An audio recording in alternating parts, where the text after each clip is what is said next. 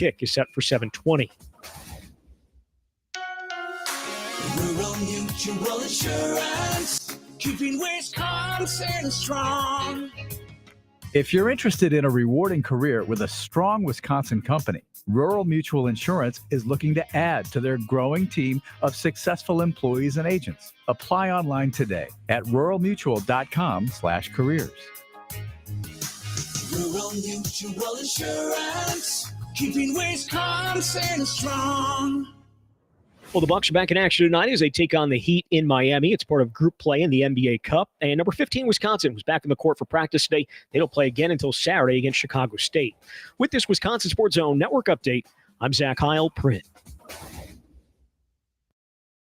In the cold? I mean, I love it. I always talk about it. Anytime I'm playing indoor, we just don't got to worry about the factors affecting throws, things like that. It's perfect, but like I said before, it is definitely our advantage, no doubt. This is where Wisconsin gathers to talk sports. Packers, Brewers, Badgers, Bucks. The Wisco Sports Show is on the air. Now, here's your host, Grant Bills. That's a comment from Jordan Love earlier this afternoon that I have mixed feelings about. Nothing negative towards Jordan Love, just I don't love the state of the NFL. Every stadium's going to have a dome, and they're all going to feel the same, and I feel like we're losing our love for cold outdoor football played in the elements, at least in northern climate. And that comment from Jordan Love is very obvious. He's like, yeah, I love the cold. I mean, I'd prefer to play in a dome, but it's like, great. Love to hear that. I don't really hold that against Jordan Love. I just bums me out the way that the league is headed. It's like Thursday night's game last week in Cleveland with the snow. It was incredible. It's like, oh, yeah, Cleveland, by the way, is building a dome, so that's going to go away in Cleveland. Okay, great. We're a rare breed, outdoor stadiums. We're a rare breed. And growing rarer, unfortunately. We could talk about that in a little bit. I want to start the show by talking about Monday Night Football and updating my Super Bowl bubble, which I haven't done in a while. So let's get right to it. This is the Wisco Sports Show. My name is Grant Bills. Thank you for being here. There will be no show tomorrow night, okay? And I'll be 100% honest with you as to why. I got to pick my brother up in Madison, and we're going to our parents' house. It's about a 3-hour drive, and cards right on the table. I don't want to begin that drive at 6:45 in the evening. So I'm going to do Bill's show tomorrow, and then I'm going to arrange for you a show tomorrow night and for the rest of the week that won't be all for playback. You're going to hear an interview tomorrow night with Mike Renner, CBS Sports, who's excellent, and to be honest, Mike was supposed to be on tonight. We had to reschedule. I said, well, what if we just record something tomorrow and I'll stick it in? So the shows through the rest of the week are going to have some original content. It's going to be some stuff that's getting played back, some best of segments as well. But there will be some original content tomorrow night. I will not be live, unfortunately. Sorry. I mean, I don't really feel that bad about it. I'm going to go start my Thanksgiving and get to my parents before 11 p.m. So I guess I don't really feel bad about it, but sorry. There will be some unique content tomorrow night. But in terms of talking, you and me on the phones and interacting, this is the last chance this week we're going to have to do it. So take advantage, 608-321-1670 if you want to text or call, and you can comment on live stream, YouTube, Facebook, Twitter, at Wisco Grant as well. I was a little bit bummed by Monday Night Football last night. I picked the Chargers. We do picks on Bill's show, and we don't have any money on the line. I don't bet on the games. I just don't like Bill beating me ever. I don't like being behind Bill. It's a competitive thing. And we're both at like 51%, so it's not like there's a huge difference. But I had the Chargers last night, and I'm kind of sneaky pulling for the Chargers. I think Harbaugh and Justin Herbert and all those characters on the Chargers team, they've had talent. I want them to be in a legit playoff mix later in the year, and I think they still will be. I just selfishly, I would have loved to see them go to 8-3 last night. And, the Ravens, I like the Ravens. They're fun. Spoiler, they're in my Super Bowl bubble.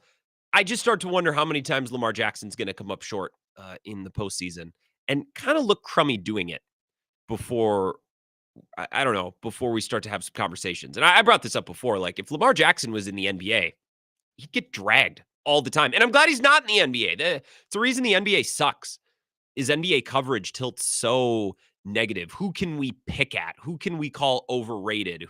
Whose skill set can we knock down? Like, a hilarious thing about the NBA, folks have lots of gripes with the NBA. My real only gripe is that, like it's an issue to get star players to play like every other day. Today, the Atlanta Hawks were fined like $100,000 for Trae Young missing an NBA Cup game. It's like only in this league is maybe the biggest problem getting the players to play in the games. Like that's really my only qualm with the NBA. But a lot of people in the NBA or who watch the NBA think, well, there's too many 3-point shots. There's way too many threes, and it's dumbed down the game. Okay, enter Giannis Antetokounmpo, who plays around the rim, who posts up, who's actually been really effective from the mid-range this year. A departure from the malaise of the 3-point shot that's fallen over the league and kind of dumbed everything down and made everything so uniform. And what do people say about Giannis? Well, run and dunk. He's got no skill. Okay, well, do you want variety in the way that the league scores?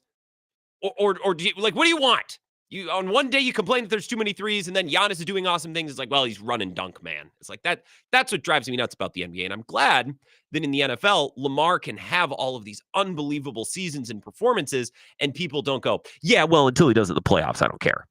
Right. But there is some element, like I am going to squint a little at Lamar's season this year, wondering, okay, but could he do it, against the Bills? Could he do it against the Chiefs? Or could he at least play an awesome game against the Bills or the Chiefs in the postseason and lose in a shootout, right? Like, could he at least look good, even if he doesn't win? And I'm glad that NFL coverage is not NBA coverage, but it's something that comes to mind when watching the Ravens and watching the Chargers, both teams in my AFC Super Bowl bubble. Let's start in the NFC. We haven't updated our Super Bowl bubble in a while. The standings, as they stand today, if I just line it up by conference and in the playoffs, in the NFC, it goes Detroit, Philly, Seattle, Atlanta, 1, 2, 3, 4. Now, Minnesota and Green Bay both have better records than Seattle and Atlanta, and actually Washington does as well. But remember, in the NFL, you know this, if you're a division champ, you're a top 4 seed automatically. You are seeded in front of any wild card team just for the sake of winning your division, and I like that that's rewarded. And you, of course, would get to host a playoff game too. Right now, 1 through 7 are Detroit, Philly, Seattle, Atlanta, Minnesota, Green Bay, Washington, and then Arizona at 6 and 5. The West is still very open still.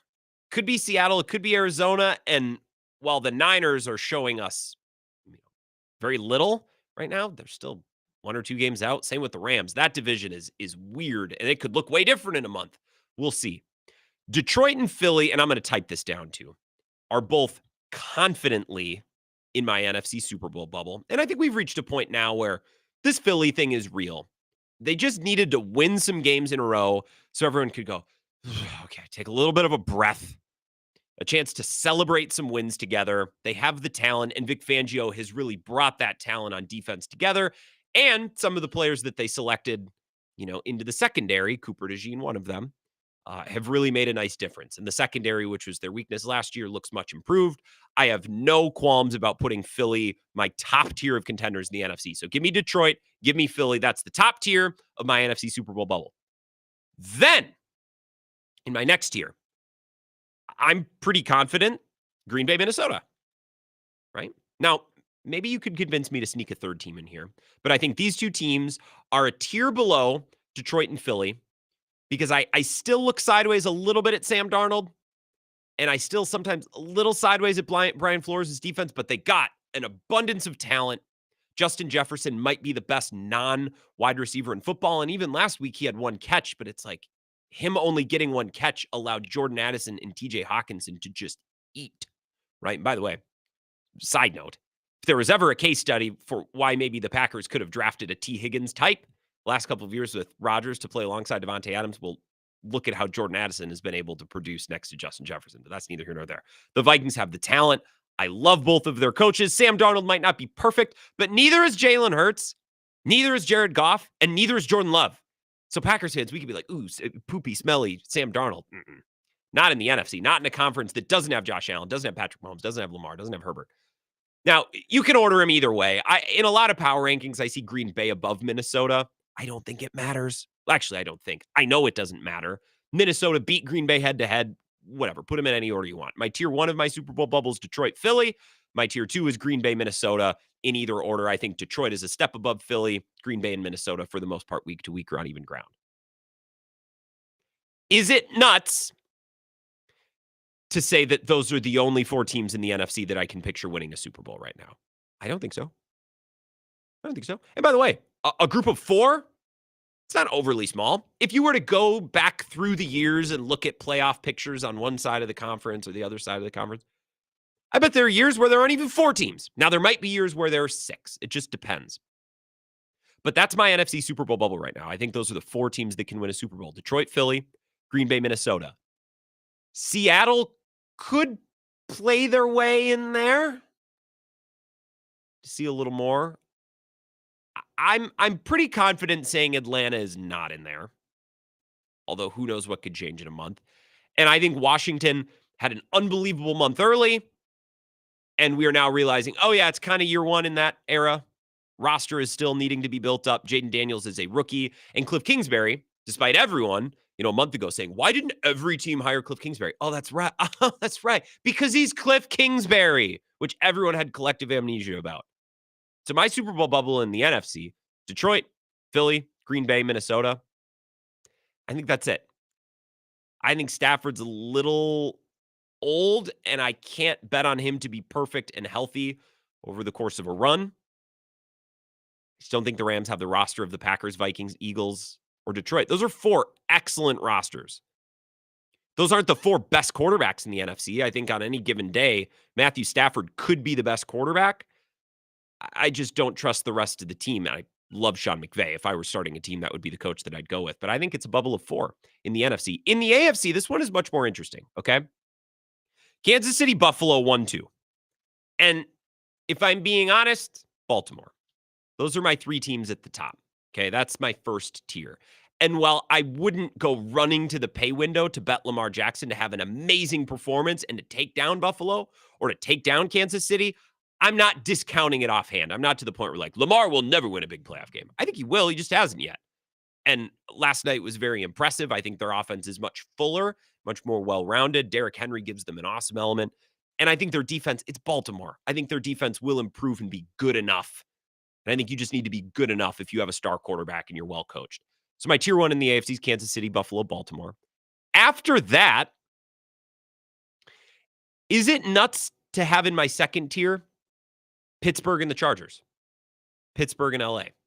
They're 2 very differently constructed teams. Right? The Chargers I like because of their coach and their quarterback. Pittsburgh, I mostly just like because of their roster. I think Tomlin is a great organizer and a great leader. I don't know that he gives them a huge bump tactically within that 3-hour game window. I don't think he hurts them. Look, if you ask Pittsburgh, if you go read tweets from Steelers people, I saw Andrew Filipponi, just for one, and others. I don't think Tomlin acquitted himself very well in the snow on Thursday night. That was a snow game. It was a weird game. It was a Thursday night game on the road. So I'm saying it's the end of the world. I think Tomlin's a very good coach. I don't think Tomlin is going to buy you an edge tactically within a game. But their roster is excellent, and that's a team that's used to winning. They expect to win. And I've been saying this for 2 months now. I think Pittsburgh could ruin a playoff run for Kansas City, Buffalo, Baltimore. I wouldn't necessarily bet on it, but wild card weekend, if the team that doesn't get a bye has to host a team like Pittsburgh, they could easily land a sucker punch and knock one of those teams out. I don't think they can go. I don't think they're going to run, but weird things have happened. I think my Super Bowl bubble in the AFC, Kansas City, Buffalo, Baltimore, my first tier, my second tier, Pittsburgh in Los Angeles. Miami dug themselves too big of a hole. They basically not have to win out, but they'd have to get close. And I don't trust them on the road. I don't trust them in the cold. We'll see how Thursday night goes. Maybe Tua, as he said, can dispel some narratives, which I always love. Athletes and coaches, sports media people. Oh, it's all narratives. That's not a narrative, dude. You suck in the cold. You've always had. That's not a narrative. That's fact. If you want to prove that you can play in the cold, if you want to break that trend, fine. Don't be like, I'm looking forward to proving that narrative wrong. Why does everyone always say narrative? What does that mean? Dude, we watch the games, Tua. We can see the numbers. We can see your stats. So I think Miami's out. I think Indy's out. I think Cincinnati just lost too many close games. And you know what? The juiciest part of this segment, the juiciest decision from the Super Bowl bubble exercise is I think right now I have Houston on the outside looking in. they're a little bit of a mess. And I know last week I went on this long speech about how don't count out the Texans, don't count out the Packers. These two young teams that everyone wanted to be high and mighty on in the offseason. I could see a Texans-Packers Super Bowl, Jordan Love and C.J. Stroud running and gunning for MVPs in their second year. And I said, come on, guys, don't count them out. I know they haven't been the juggernauts we expected this year, but don't count them out.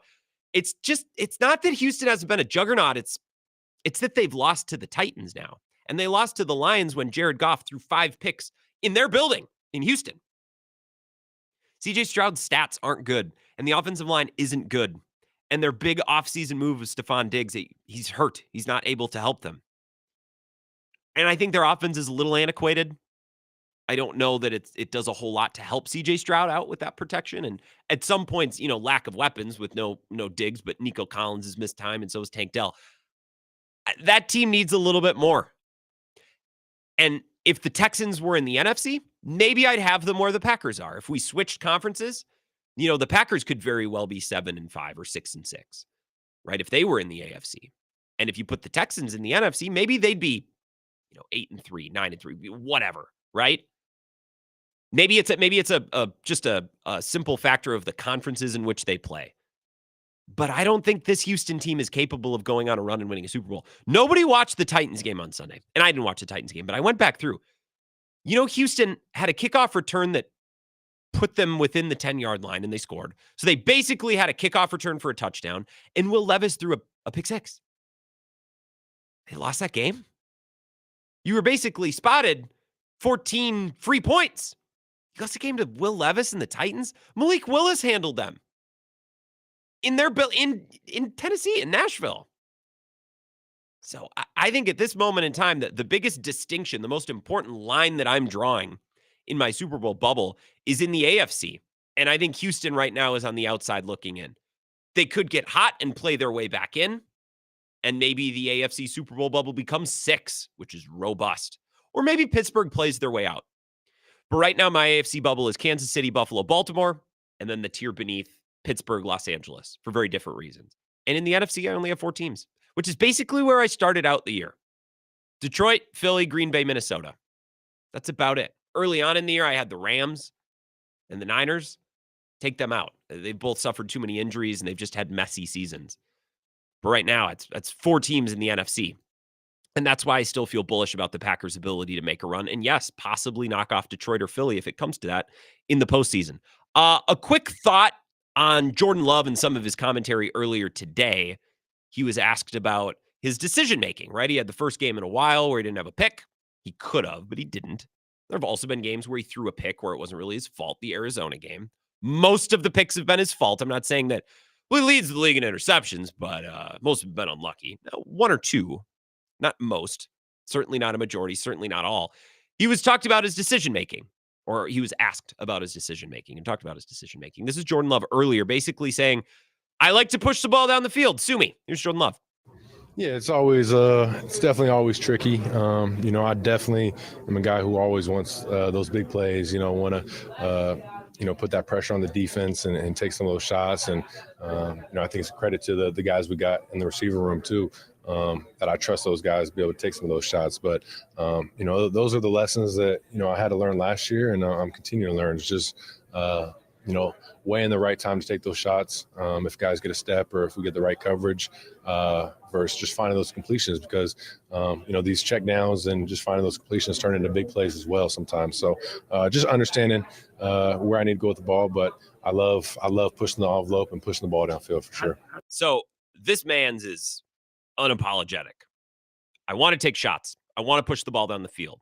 And a lot of Packers fans really like that. And I see a lot on Twitter, on the live stream, or I get texts where it's like, I love that he's unafraid to make throws. And my point yesterday is occasionally I'd like for him to be afraid.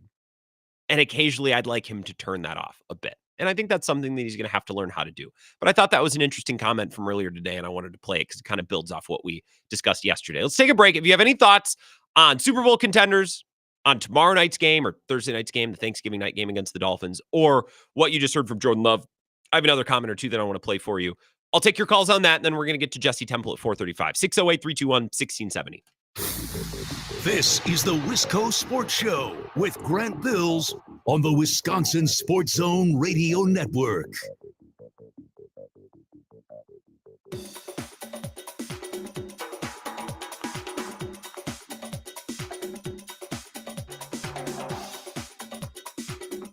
The Wisco Sports Show will resume in 3 minutes.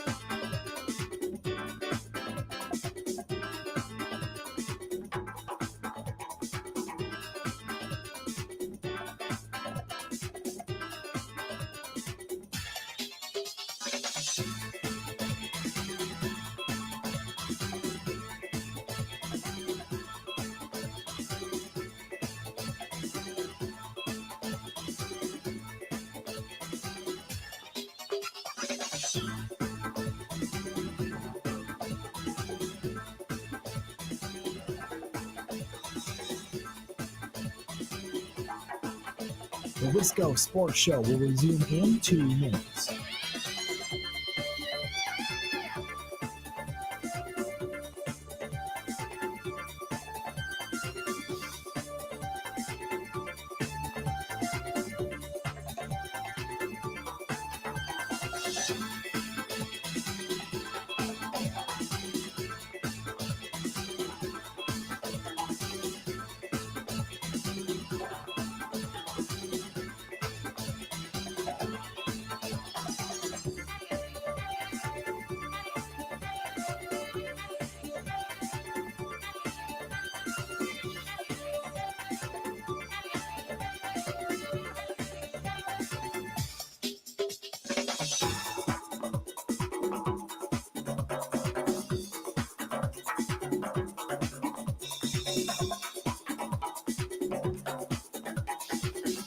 The Wisco Sports Show will resume in 1 minute.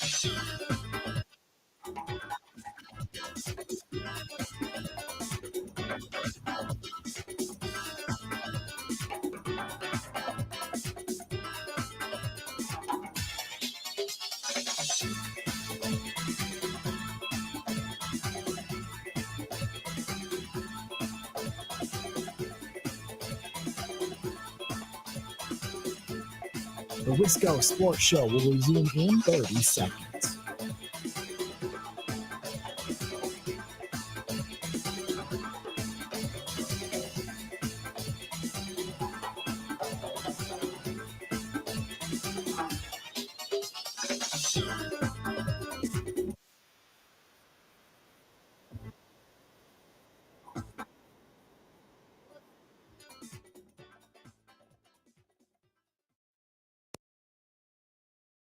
Lambeau, it is majestic, and on Thanksgiving night, you will be hearing the majestic voice of Jason Garrett and Mike Tirico calling the game against the Dolphins. How good was that right there? I mean, it was great. It was and really it's good. great the way the Packers have been playing as of late. What do you expect to see on Thanksgiving? They've been playing an old school style of football. Lombardi would be proud of this. Hand the ball to Josh Jacobs, run the ball, physical football team, opportunistic on defense. They're going to be a tough out. Okay, but they have to slow down a surging Miami team that's won 3 straight. Yeah, Tua's playing like Magic Johnson. We talked about this. He's seeing the field. He's delivering strikes. They're making a lot of plays. He talked about it after the game, though. We got to break some narratives. Can this South Florida team, greatest show on grass, can they go up to Lambeau Field and win on Thanksgiving night? I don't know if they can do it. It'll be interesting to watch.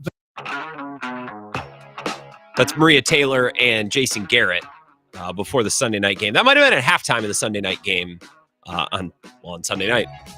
I like Jason Garrett. I think he's funny. Yeah, he's not some Einstein. He's not the most. He's not the best TV personality ever, but I think he's kind of funny. It'll be interesting to see if they can do it. Like I don't know. There's something very folksy about him, and I'm drawn to him. By the way, the Tua narrative about playing in bad weather, and I hate that narrative has become such a perverse word, because narrative would indicate that people are making up a story, that we're creating a story. It's not a narrative, it's fact, right? Tua in cold weather games, and we are being liberal with cold weather games. The statistic that I dug up and bookmarked today was Tua in games under 45 degrees. It's not like we're talking ice bowl conditions here.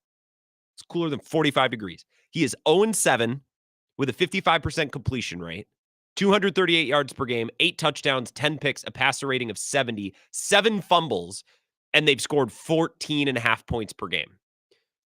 So for Tua and the Dolphins to come out and succeed at a high level offensively and to win this game on Thursday night, it would certainly be a departure from their norm. And it's not just one or two games that we have of them in, again, I'll just say cool weather. Forget cold. I mean, cooler than 45, which I mean, 42 degrees. That's high school football weather, dude. Kids playing this around here. 608-321-1670. I have a comment from Jordan Love about the cold as well that I'll play for you. But first, let's take a call. Wisco Sports Show. Who's this? Hey, this is FedEx Fred. How's it going, Grant? It's going good, Fred. How about you? Not too bad. So I got a question about Jordan Love. Yeah. Is he it? Is he the guy? What do you mean by guy? Like, you look at him play sometimes, and you're like, there he is. There he is. He's the quarterback. And then other times you watch him play, and you're like, I hope we don't re-sign this guy. Well, yeah. I mean, that bridge has been crossed. I think Jordan Love is more the guy than Sam Darnold. I think he's every bit the guy of Jalen Hurts. That's the thing, right? In the NFC, the best current quarterback is Jared Goff, who, like, he's been playing excellent. He's got a great system around him, but he's, not your classic superhero Hall of Famer that, I grew up watching. It was all Rodgers and Manning and Roethlisberger in his prime and Breeze. There just aren't guys like that in the NFC. So is Jordan Love on the level of Aaron Rodgers or Tom Brady? No, but I think he's perfectly capable of stringing together, 3 or 4 excellent games, and with a good roster and a good coach, that's plenty, especially in this conference. So I guess that's not a real answer to your question. Sorry about that, Fred. No, that's all right. It's just I watch him play, and sometimes I just say this guy can take you to the Super Bowl, and then other times I watch him play and I go, I don't know if this guy could get out of the first round of the division playoffs. Yeah, and it's kind of frustrating. And I know we as Packer fans have been spoiled for the last 20 plus years, so maybe it's just time we get one of those quarterbacks. Well, look, if this is the worst quarterback that you've had in your lifetime as a Packers fan, Fred, I appreciate it. Then you're doing pretty good. I would like for him to smooth out his decision making a little bit, but it's the ultimate team sport, Fred. It's not just the quarterback, and by that I mean Matt LaFleur's got to know his quarterback too, and be able to control his flow of the game and to be able to control his reads and his plays, and knowing when to make certain calls and when to. I'm not even gonna call that play because I don't even want Jordan Love thinking about attempting this, that, or the other thing, right? Is Jordan Love a future Hall of Famer? I mean, I would bet no for every player to ever come in the league because those players are so rare. Statistically, it's just the answer is almost certainly no.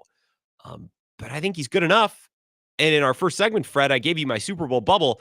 The quarterbacks around the Packers in my Super Bowl bubble in the NFC of 4 teams are Jared Goff, Jalen Hurts, and Sam Darnold. And I think all of those quarterbacks are really imperfect.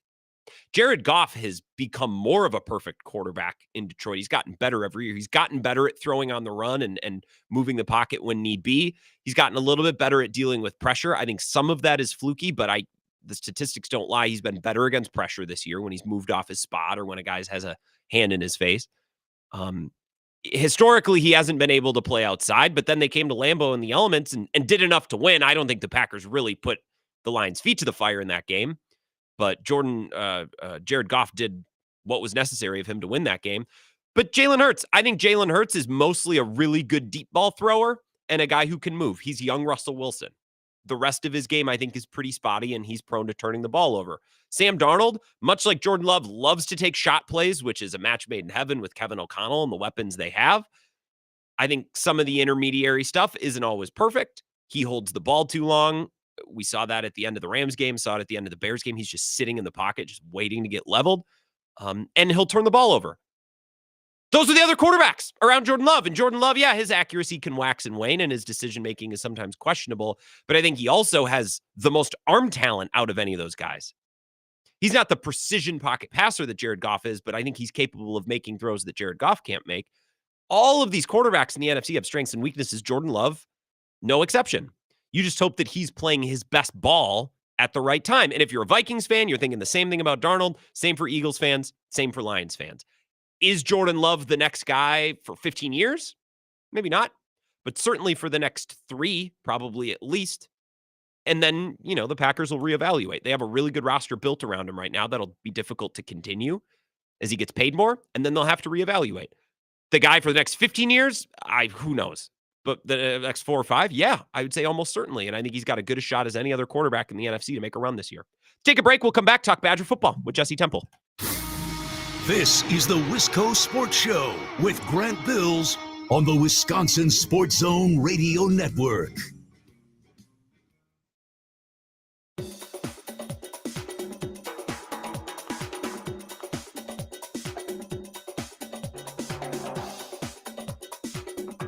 The Wisco Sports Show will resume in 5 minutes.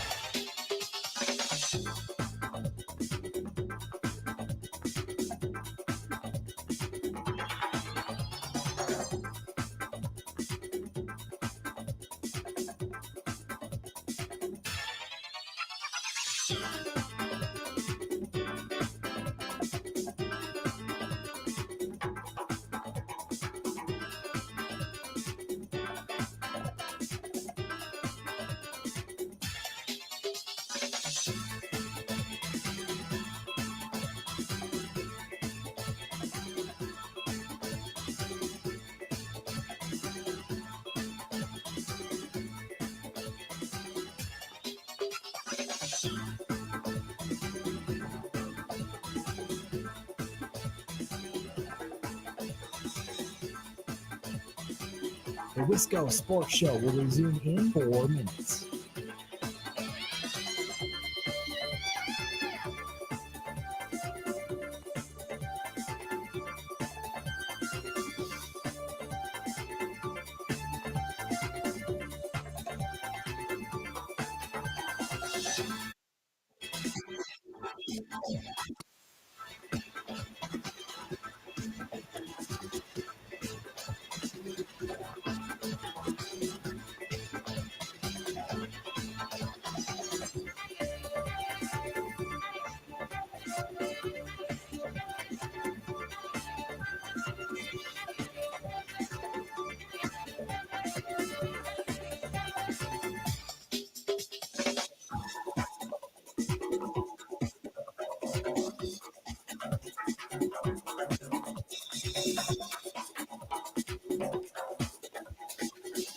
The Wisco Sports Show will resume in 3 minutes.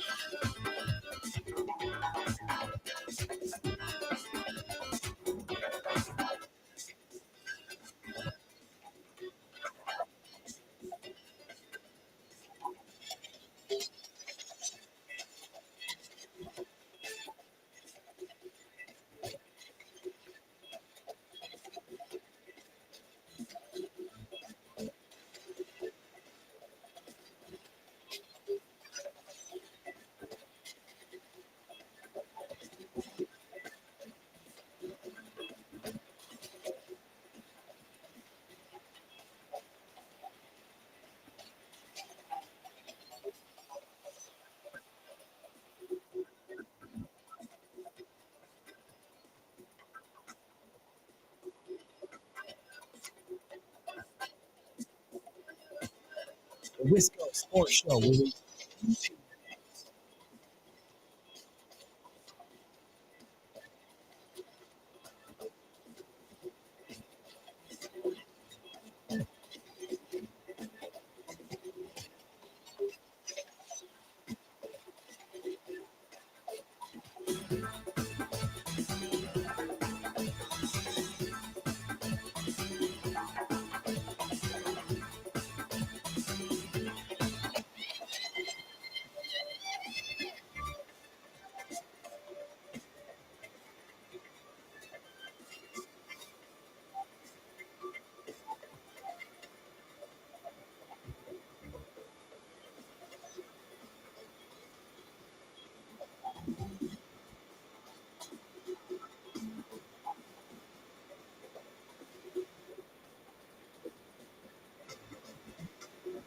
The Wisco Sports Show will resume in 1 minute.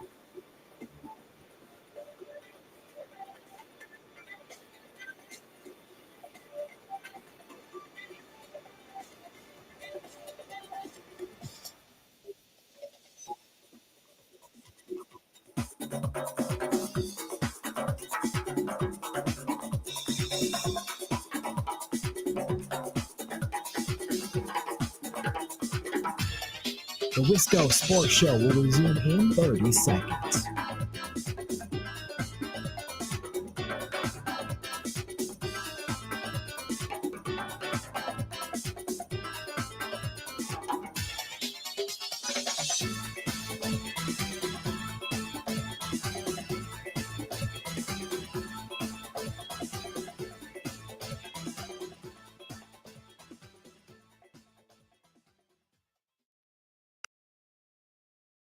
When we've had our lapses, that's where it's been.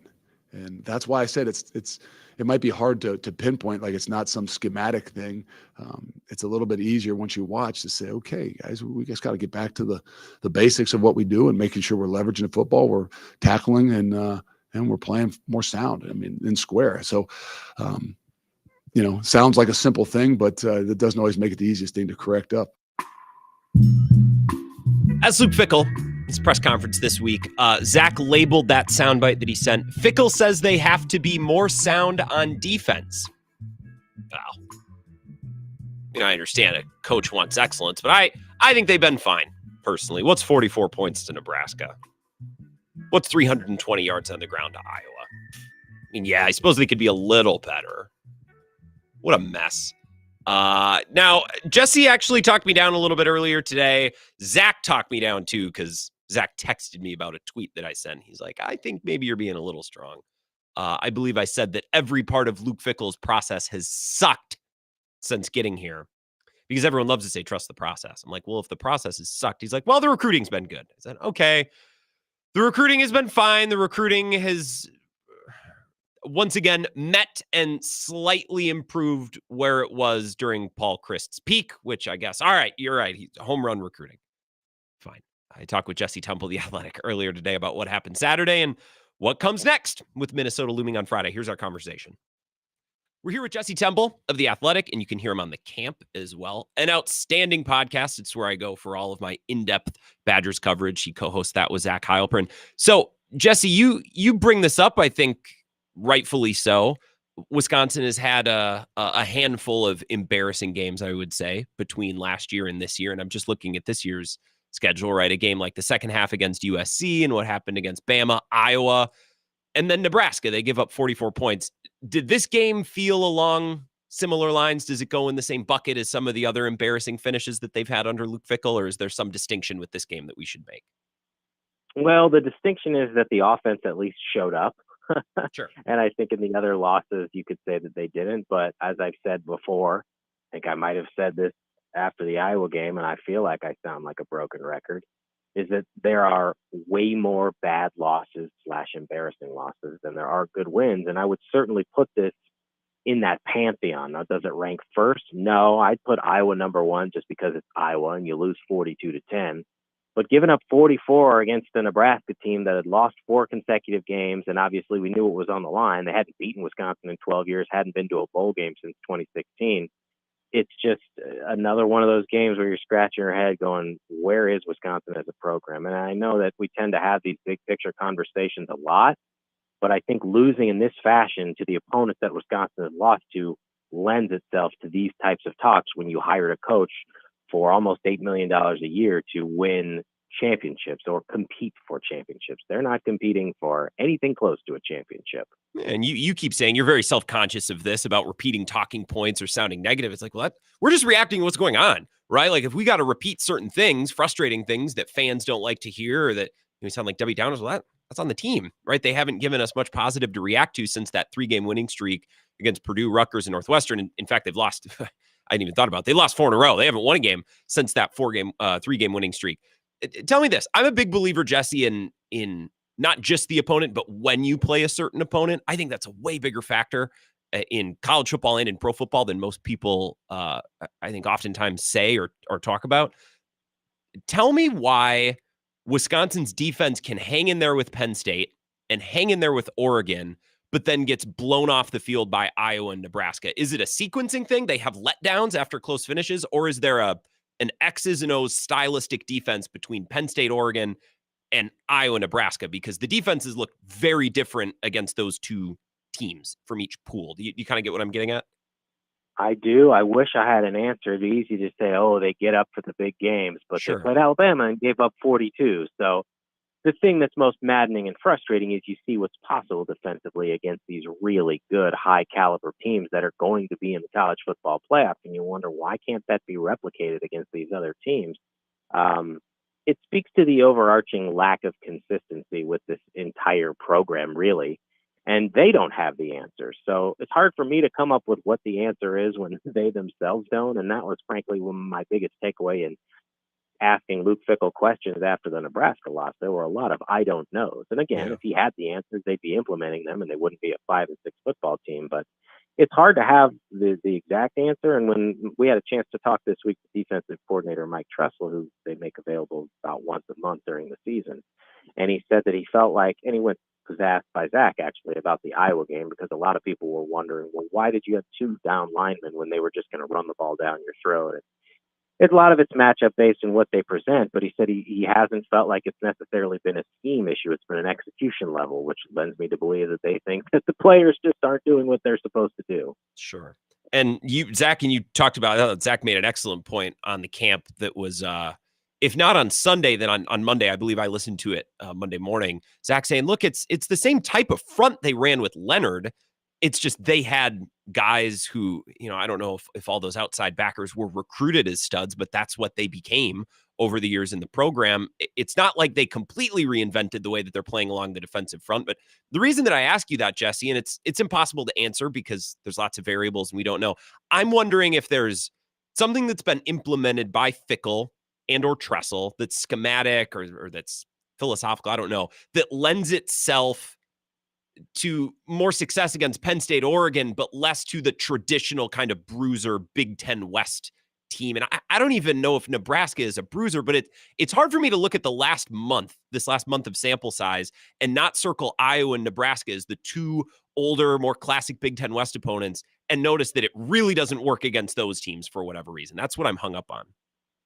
Yeah, I can understand wanting to read into what we've seen the last month. And again, it is hard to have that answer when you see what they can do. But again, I go back to Alabama, because even though Alabama has kind of become a sunken ship here the second half of the season, they're still a tremendously talented team. And they destroyed Wisconsin's defense too. Yeah. So, if Wisconsin had played great defensively in that game, maybe you could say, oh, they're built because they wanted to have more athleticism and length, which is the thing we heard over and over during this offseason about the portal guys they were getting, how they were trying to recruit. And so they're aimed more at stopping some of these spread quick offenses and less in the smash mouth football that Wisconsin was successful at before. But I don't even believe that. They're not consistent enough, and they don't have the players, at least up front, to be able to do this consistently. I mean, that Nebraska game, and maybe it's because it's most recent, it's like, that's not a good Nebraska team. No. And they're mediocre, and they're less mediocre than Wisconsin, but the defense had 0 tackles for loss, 0 sacks, 1 quarterback hurry. I mean, what's going on? That's unbelievable to me. Well, and as fans, we can sit on our couch or go to the games and watch, and we can try to draw conclusions. It's impossible sometimes for you, who's around the team you're embedded. It's impossible for you to sometimes know things. You got to draw conclusions or try to take educated guesses as well. How much, I guess, credit or how much credence do you lend to a coaching staff when it comes to getting their players up for games? Because that's the other thing, right? You have a letdown at the end against Penn State, and that would seem to carry over against Iowa, and then the same from Oregon and Nebraska. How much of that do you put on a coaching staff getting the guys ready to play? That's what fans always say. Well, it's tough to determine the percentage of the pie here, and maybe we make too much of this stuff. But if you're in charge of a program or a unit, and I think this goes, it's hard for me not to separate the amount of money these guys make. When you get paid that much, you're responsible, I think, in a lot more ways and maybe that's not fair than you were decades ago, just because Sure. I feel like you're responsible for having them prepared and ready. And look, maybe these coaches believe we're doing everything we can, and then they get out there and they're not executing because the talent isn't there, and we need to keep stacking chips. And in 3 years or 2 years, we're just going to be way better by doing the exact same thing. But I suppose I could speak more to this from Luke Fickell as opposed to the coordinators, just because we talk to Luke every week. It feels like on Sundays when they go in and meet in the mornings that he says the right things. But I don't know. At a certain point, whatever you say, I don't know if that gets tuned out or what, because it's just not happening for them on the field. I mean, we can try to parse out what the reasons are, but 12-12 overall and 8-9 in the Big Ten since the start of last season is what you are. It's the big Dennis Green. Is that who he used to say? You are what your record says you are. Or, Yeah.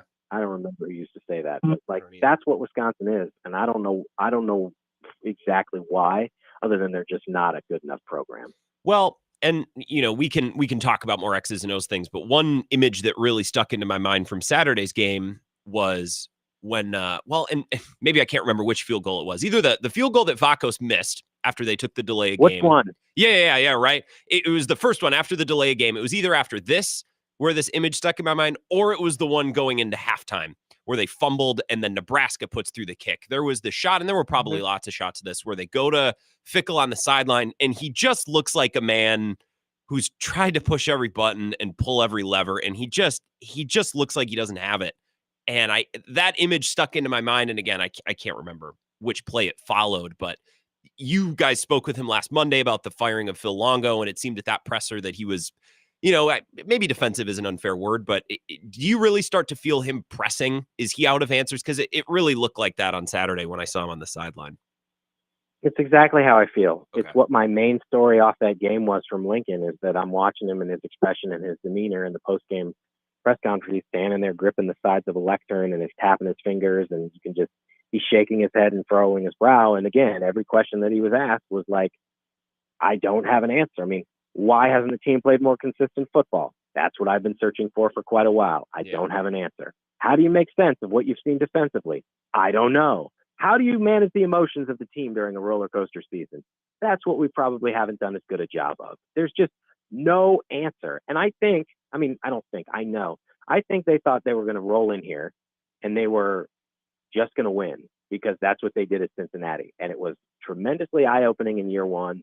And there was this sense of optimism about year two, because you made some coaching changes, you got more portal guys, and it's just no better.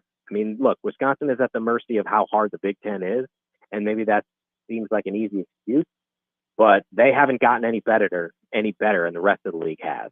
So we talked, Jesse Temple's here for another minute or two from The Athletic. We talked last week about the offensive coordinator and where they're going to go and maybe what Luke Fickell is feeling there. If I was Luke Fickell, I would also be thinking about my defense right now and considering, do I need to, the plan that I brought to Wisconsin, thinking, here's what we're going to do. Was I wrong about that? Do I need to scrap that as well? Where do you think philosophically he's at with his defense? I know he's bringing in good players and the classes are good. You mentioned that they just lack personnel. Is that the solution? Just get the right players to run this defense they're already running, or does this defense need to be scrapped like the offense? I don't think they're going to scrap the defense necessarily. Maybe there's subtle tweaks to make. I mean, I don't think Mike Tressel is going to lose his job like Phil Longo just lost his job. And obviously, Luke and Mike have a longer history, and they worked together at Cincinnati and had great success for a couple of years there. But you need the players. And so that, to me, is what it comes down to. And sometimes, even if you have the wrong call, those guys can make it right. And they just have to keep getting better people, especially in the front seven. I really think that's where it's got to start for them, because of all those years where they had those all-American difference makers, and some guy was going to come off the edge and blow up a play, and all of a sudden that entire drive is wrecked. They just don't seem to have that this year, and that is what's one of the things that's really setting them back. Yeah, I was thinking about Leon Jacobs in my drive to work the other day. It's like he was maybe your third or fourth most dominant player on that front. It's like, man, I'd kill for Leon Jacobs on this defensive front, let alone some of the premier guys that, of course, went on to, get drafted, and some of them done great things in the NFL. All right, lastly, 60 seconds, Wisconsin, Minnesota. I'm done picking the Badgers and thinking this is the week where it's all going to fall into place, but this is for the Axe, and this is to kind of prevent the season from ending in a complete and total meltdown in what would be 5 straight losses to end the year. What's your thoughts on Friday's game before I let you go?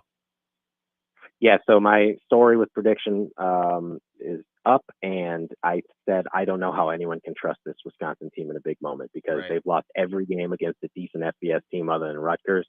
And maybe it's just because I had to watch what happened against Nebraska, and I've had to watch this team all year. But my confidence is wavered to the point that I think Minnesota is going to win this game. Wisconsin will lose 5 straight. It'll be the first 5-game losing streak of the program since Barry Alvarez lost 6 straight in 1991. And Wisconsin won't go to a bowl game. Look, you're going to have to show me you can win any game of consequence at this point before I decide to pick you. And I picked Wisconsin to beat Nebraska, and boy, was I wrong. Yeah, I picked him to win Penn State too. So I just feel like, yeah, how could you pick him? I agree. Well, we will not allow this result one way or another to ruin our holiday and time with our families. Jesse, thank you for your coverage. We look forward to whatever Friday brings in your interpretation of it, and your podcasting with Zach. Thank you for the time. Thanks, Grant. Talk soon. This is the Wisco Sports Show with Grant Bills on the Wisconsin Sports Zone Radio Network.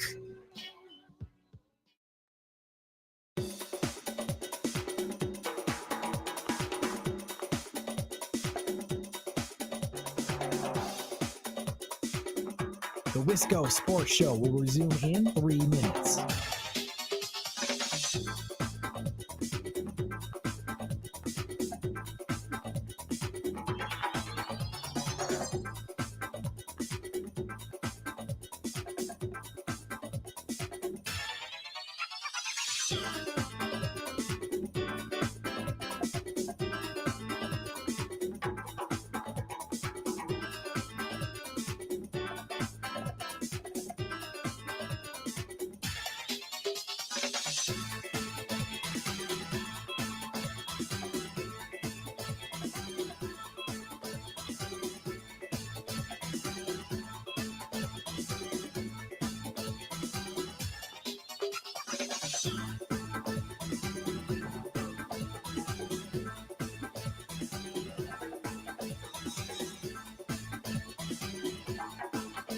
The Wisco Sports Show will resume in 2 minutes.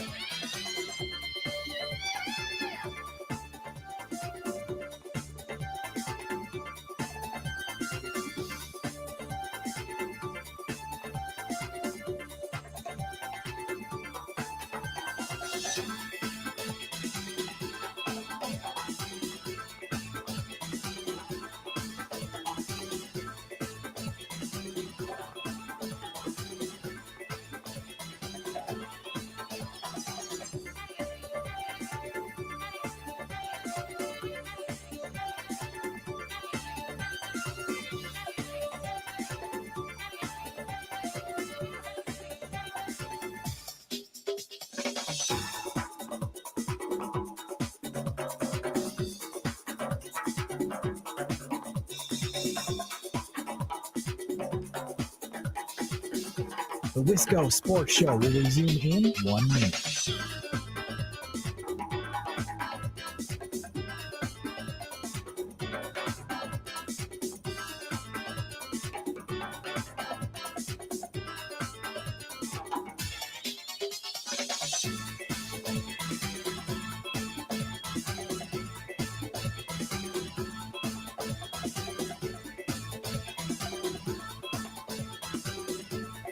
The Wisco Sports Show will resume in 30 seconds.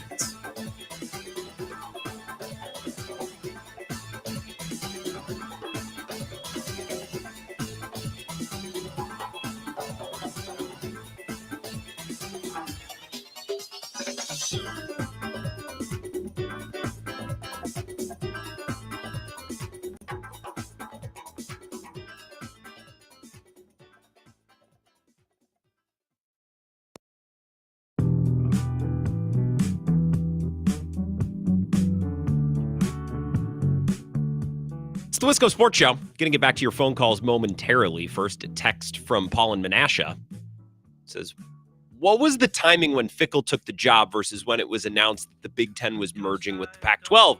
We don't talk enough about the difference between the old Big Ten West division that Chris had versus what the Big Ten is today. Correct. Getting to 9 or more wins is going to be more difficult now. And I think we all understand that. What hasn't changed is I think Wisconsin's primary rivals are still Iowa, Nebraska, Minnesota.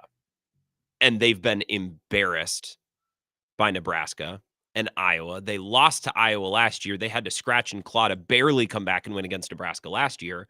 Right. I'm not down on the Badgers right now because they're chasing 7 or 8 wins instead of 10. I'm down on the Badgers because they're getting embarrassed and ran right off the field by Nebraska and Iowa, which for my entire lifetime have been schools that they beat or schools that they're supposed to beat. If they don't beat one of those schools, something's wrong, and you can almost expect them to win. Okay, we're going to win the next 3. We're going to win the next 4.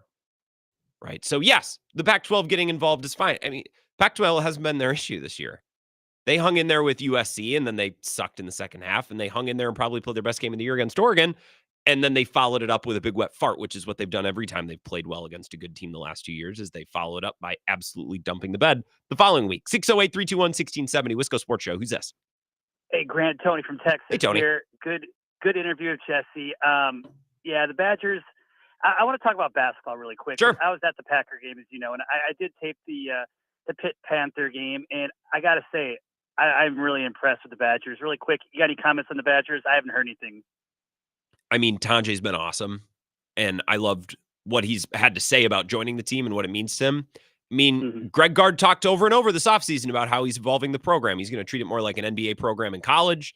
We're going to lean more towards offense. We need to score more, and he's been able to do it in basically one offseason worth of adjustment. Yeah, I know I've given Greg Gard hell with his recruiting, but man, what a diamond in the rough this guy's been. Okay, quick on the Pack. I'm 3-0 at Packer games. Glad to bring back another dub. Good. I got to say this.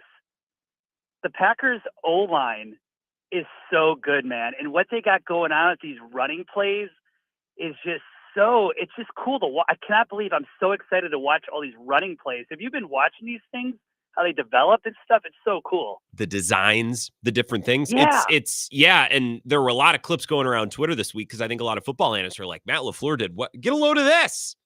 Get a look at what they did with the spins and with the runs. And that's why, some people were belly aching about the lack of plays run under center this week. It's like, well, if they can creatively run plays out of the pistol with different, with 2 running backs in the backfield, you don't always have to be under center. It seemed to work fine for Josh Jacobs this week. Yeah. This team is going to go probably as far as they can run the ball. Jordan Love's going to have to make those plays on 3rd and 4th down. Yep. But if they can run the ball like that, they can beat anyone, Grant. They can beat anyone. Well, and that's why I think Marshawn Lloyd coming back could be a big kick in the pants. He doesn't need to be a superstar, but to just have another option with some dynamism to spell Josh Jacobs. I mean, he can take 25 carries a game. I just don't know if he can do it every single game, every single week. He's been able to so far. But I know you're up against it, man. I cannot wait for this Dolphins game on Thanksgiving. This is Packer weather. We brought it up a couple of months ago. Now it's Packer time. So yeah, good talking to you, Grant. Yeah, you too as well, Tony. Thank you for the call. Let's talk about that. Let's talk about the weather and the condition. It's a fun way to say conditions. Jordan Love was asked about the cold today and was very honest. And I won't hold that against him, but it makes me sad because I think this whole league is trending towards very septic indoor stadiums that all look and feel the same, and we're going away from playing football out in the cold, which bums me out because I think it rules. 2 minutes, we'll get an update from Zach Heilprin, hear a little bit from Jordan Love, and talk about the elements, the condition, next.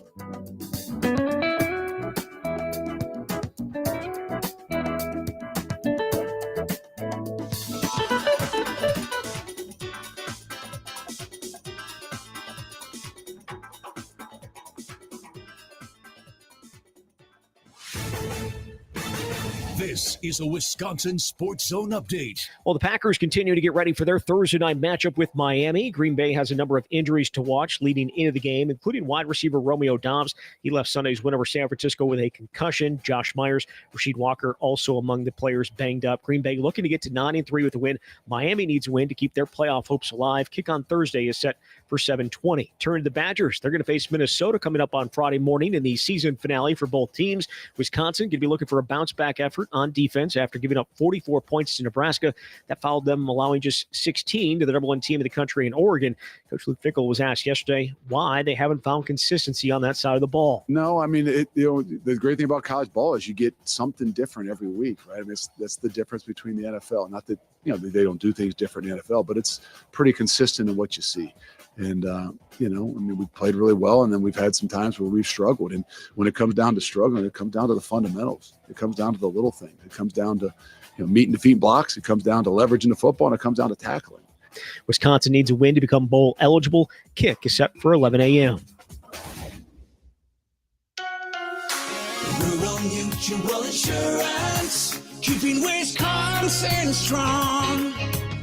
If you're interested in a rewarding career with a strong Wisconsin company, Rural Mutual Insurance is looking to add to their growing team of successful employees and agents. Apply online today at ruralmutual.com/careers. Rural Mutual Insurance, keeping Wisconsin strong. Well, the Bucks are in Miami. It's where they're going to take on the Heat tonight as the group stage of the NBA Cup continues. Tip is at 6:30. And Wisconsin wing John Tonji named Big Ten Player of the Week for a second straight week yesterday. With this Wisconsin Sports Zone Network update, I'm Zach Heil-Pritt. In the cold? I mean, I love it. I always talk about it. Anytime you play indoor, we just don't got to worry about the factors affecting throws, things like that. It's perfect, but like I said before, it is definitely our advantage to have it. This is where Wisconsin gathers to talk sports. Packers, Brewers, Badgers, Bucks. The Wisco Sports Show is on the air. Now, here's your host, Grant Bills. To comment earlier today that I trimmed down a little bit, and I edited just a bit to fit into the intro. Jordan Love asked about a lot of things at his press conference. You know, his decision-making, lack of a turnover on Sunday, which was great, right? How it felt to beat the Niners, all that sort of stuff. Playing on Thanksgiving. I believe Matt Schneiden asked, hey, have you ever met Tua? Same draft class. Do you guys have a relationship? You know, things like that. The commentary that I was most interested from this press conference is about the elements. And that's where I want to begin, because I think that's where you begin talking about this game. It's going to be in the 20s. And I saw the wind chill could be down in the lower teens. It's going to be legit cold. It's not going to be 42, 43, which even 42, 43 has been enough to derail Tua and to derail the Dolphins with Tua the last couple of years. I believe he's 0-7 as a starter when the temperatures are beneath 45 degrees. That's not that cold. Saying 45 or colder, like that's a pretty liberal use of temperature. Under 45 degrees, he's 0-7, 55% completion rate. 8 touchdowns, 10 interceptions, a passer rating of just over 70, 7 fumbles, and the team averages 14 points per game, right? Tua has not been able to perform in the cold. And I understand that Jared Goff supposedly couldn't play in the elements, then he did. Again, I think that game, if the Packers put some pressure on the Lions, I would have liked to see how that Packers-Lions game goes if they don't commit a ton of penalties and a ton of drops, and then Jordan Love doesn't throw one of the stupidest pick sixes I've ever seen. I just would have liked to see it. I'm not even saying the Packers would have won. I would have liked to see where the game went. I also would have liked to see Packers-Vikings earlier this year without the Packers falling behind 28-0 or whatever it was. But you know, I would have liked to see how the game would have gone. I would have liked to see how Jared Goff and that Lions offense would have operated for 4 straight quarters of pressure-packed drives, right? When it's close. They didn't have to do that. They could relax. That game felt over at halftime with that pick 6. So I understand we've already done this elements thing. It feels a little different with Tua. And the Dolphins are a team that's not as strong at the lines of scrimmage. They're a little bit more finesse. And Tua's never been good in the cold. And we saw it just last year in the playoffs in Kansas City. He looked like he wanted to go home. He looked like Brett Favre in 2008 or Aaron Rodgers conveniently in 2022. Jordan Love, when asked about the cold, so the cold, do you like playing in the cold? Tell us about the advantage the cold gives. Let's just talk about that for a sec. I don't mind. I mean, it is what it is. You know, being here in Green Bay, it's one of those things where it's going to, second half of the season it's going to be cold, and you got to go out there and play whatever the conditions might be. So, I think I would rather prefer to be in an indoor stadium where you don't got to worry about any of those conditions affecting, throwing and things like that. But at the same time, I definitely think it is our advantage playing here. We practice in the weather every day in the cold. So, especially a team coming from Miami, I'll take that any day. So Jordan Love basically relegates the advantage of the cold to, well, we live here, so we're more used to it. We practice in it, which is true, but not necessarily the enthusiastic answer that I was looking for. Hey, Jordan Love, is it an advantage for you guys to play in the cold? Do you like it? I don't mind. I mean, it is what it is. I don't mind. It is what it is. And that sucks. That sucks. I understand.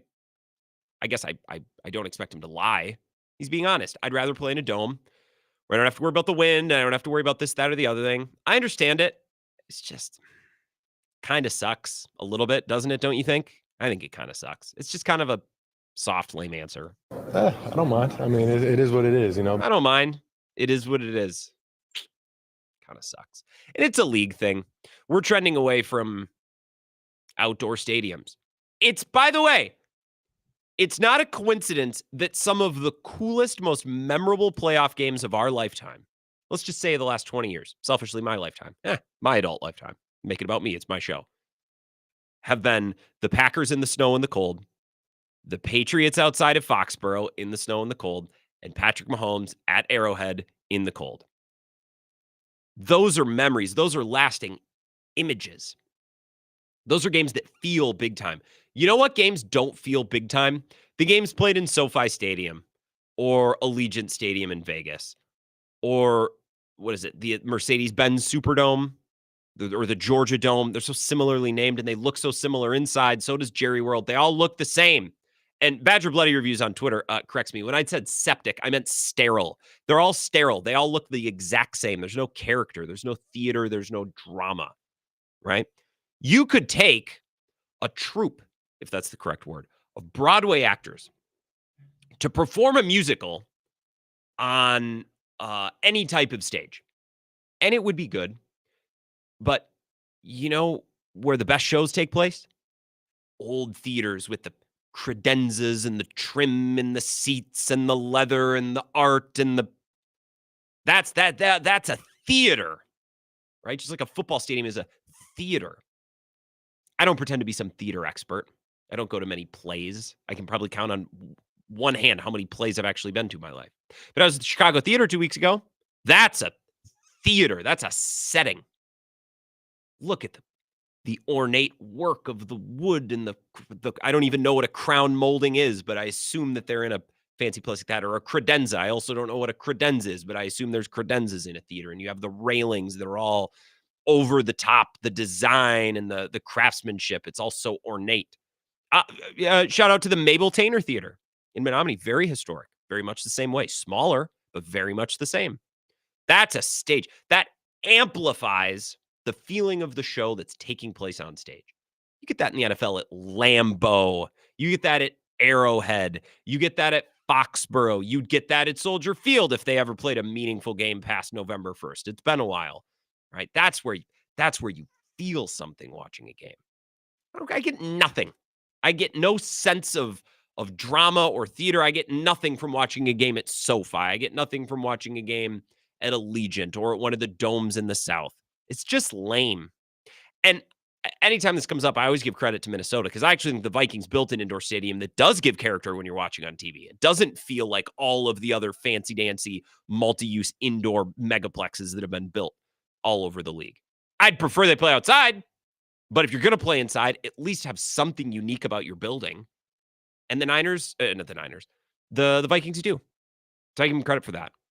But for Jordan Love to be, hey, are you excited to play in the cold? Got to be a home field advantage, right? I don't mind. I mean, it is what it is. It is what it is. I don't mind. It's not really the answer that I was looking for there.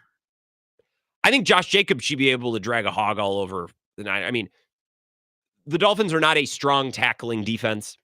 They're not strong against the run. Josh Jacobs should be able to run loose and bang off guys. I guess that's a home field advantage. I think the Packers are really strong on the offensive line. Tony shouted him out. And this is why when Jordan Morgan comes back, I don't know why you'd resume a right guard rotation. Sean Ryan he's a hoss. He's probably a better run blocker. And I'm talking out my butt. I know that was always the book on him. Maybe if you look at the grades, I guess I'll admit to not knowing 100%, but he's a little bit bigger, more of a roller than they've had on the offensive line. In this era, they've gone a little bit leaner, a little bit taller. They've prioritized pass blocking, and this is an excellent pass blocking line. I think Jordan Love's taken 10 sacks this year, which is very, very low among starters. Now, he missed time, and he also ran into a sack or two against the Niners, but in any event, he's been pass protected very well. They've also done an excellent job blocking, and that's supplemented by the wide receivers and a tight end like Tucker Kraft, too. 608-321-1670. Let's take a call or two. Wisco Sports Show. Who's this? Denny from Holman. Denny from Holman. Good evening, Denny. I wanted to wish you and your family a happy Thanksgiving, my friend. You as well, Denny. You spending it in Holman, or will you be traveling? No, we're spending it in the home, and my wife's making the big turkey and everything for her folks and everybody. Say, so. did you see the story out of Holman this morning? I saw News 8 had it. A bus drove through a house. It did. Yeah, at 6:30 this morning. I'll throw the picture on the live stream if you're watching. Do we know is everyone okay? Yeah, there was nobody in the bus but the driver, but they had to extricate him all. He's in the hospital. Jeez, did the bus driver just distracted? I think it was medical. I think it was a medical issue. Is what I think. Okay. Well, I'm he glad drove the everyone's bus okay. almost all the way through the house. Yeah, well, I saw the picture this morning. I said, oh, it's a short bus. It must be. There's no way an actual bus went that deep into the side of the house. And that's the full McGilla. That's the real McCoy. That is a full-length school bus. Yeah, one person was home in the bus. In the house. In the house? One person was home in the house. Scared the dead. No one that got person hurt. got the dickens scared out of him. Oh, God, what do you think? I pooped my pants. Yeah. Anyways, what sports take? Not to make you talk about current events. Sorry to bog you down with that. Nope. I think, they don't know what it's going to be like playing in 20-degree weather. I mean, they could say all they want that they played. I heard, the quarterback said, Ty said that, I'm going to make up. I know that we're 11 times we lost and stuff, but this is going to be different. And it's just like, I think if they just keep running Jacobs hard, and I heard Love's interview today, and they pretty much point blank asked him, what's going on with you? Like last night when you were talking about the 3 passes before halftime, Mm-hmm. and he goes, I got to take better care of the ball and all that stuff. It's like, well, yeah, you got to quit throwing in double and triple coverage. Mm-hmm. You know, it doesn't take a rocket scientist to figure it out. No. But I just, I feel better. Yesterday, like when I talked to you, the penalties were a lot less. I feel the line was blocking a lot better. I feel that if we can clean up special teams a little bit, because we are kind of, for some reason, we can't tackle. Special teams have actually been okay. They gave up the long return last week, but they won them a game single-handedly with that field goal block, and they've been pretty good. The punt and the punt coverage. Rich Bisaccia is off my list for the time being. Yeah, no, I agree with you, and I think also I wanted to say kudos to the Badgers for winning that tournament. That Tanji got Player of the Week again for the second week in a row, so that was cool. It was pretty cool. And Badgers hockey, I believe they're 15-1. How's volleyball doing? How'd they do against Nebraska on Saturday? I didn't watch. They got beat. Yeah, they got beat. And you know what hurts is when we had tickets. Mm-hmm. We used to have season tickets, okay? This was at the barn, so this is how many years ago. Mm-hmm. Jesse, when they played, they had so many, and basketball and hockey and stuff. And anyway, with the volleyball, Cook was the Badgers coach.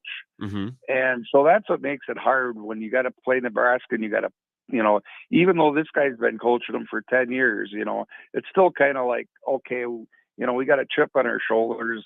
He felt it was better to leave here and go to Nebraska than to stay here in Wisconsin, Yeah, there's a personal element to that, a little rivalry element. Thank you, Denny, for the call. I appreciate it. And I always like asking you about the other Badger sports too, because you follow all of them so detailed. Yeah, if you're watching on the simulcast, I don't know what happened in Holman earlier today. That is a full-length school bus that is almost 2 tires deep in the side of this home.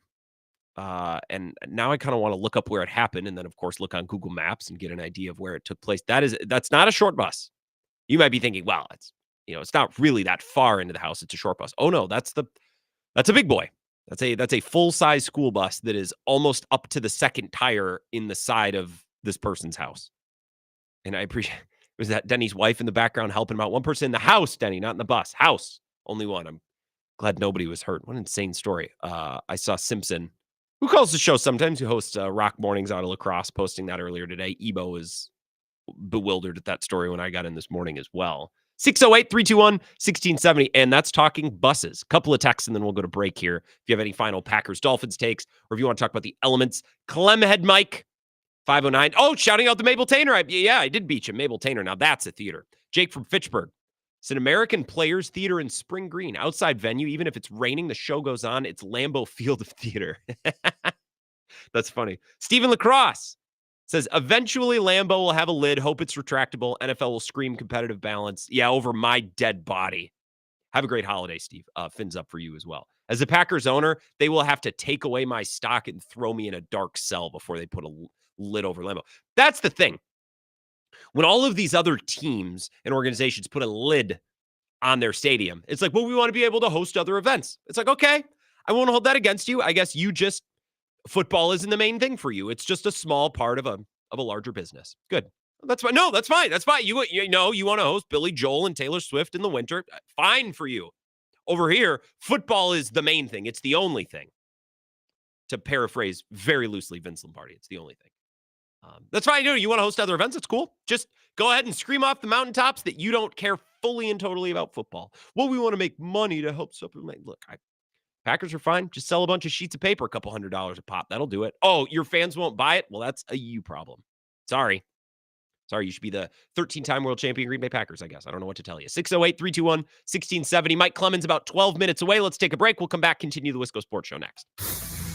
This is the Wisco Sports Show with Grant Bills on the Wisconsin Sports Zone Radio Network.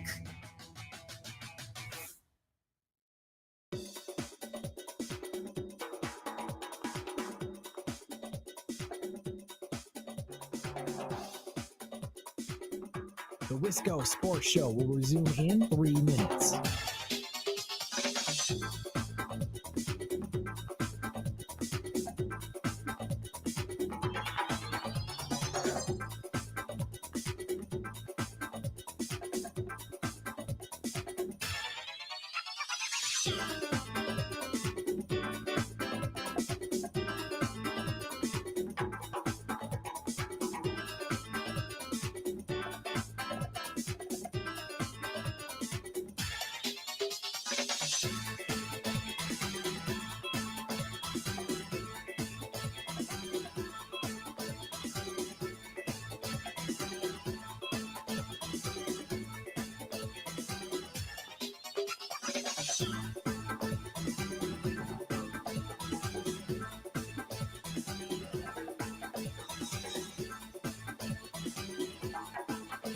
The Wisco Sports Show will resume in 2 minutes.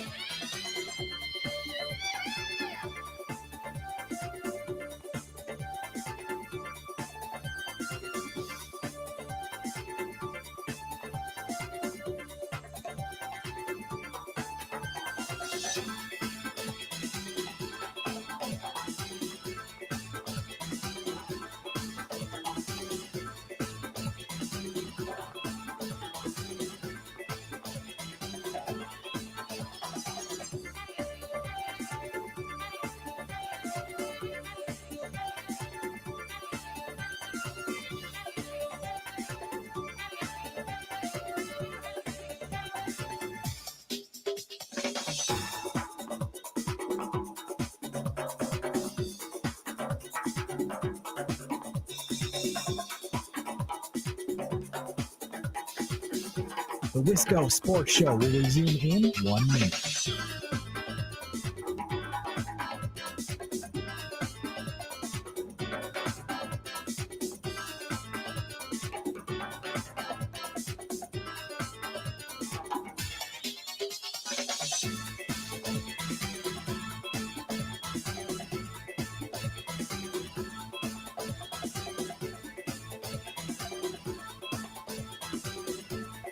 The Wisco Sports Show will resume in 30 seconds.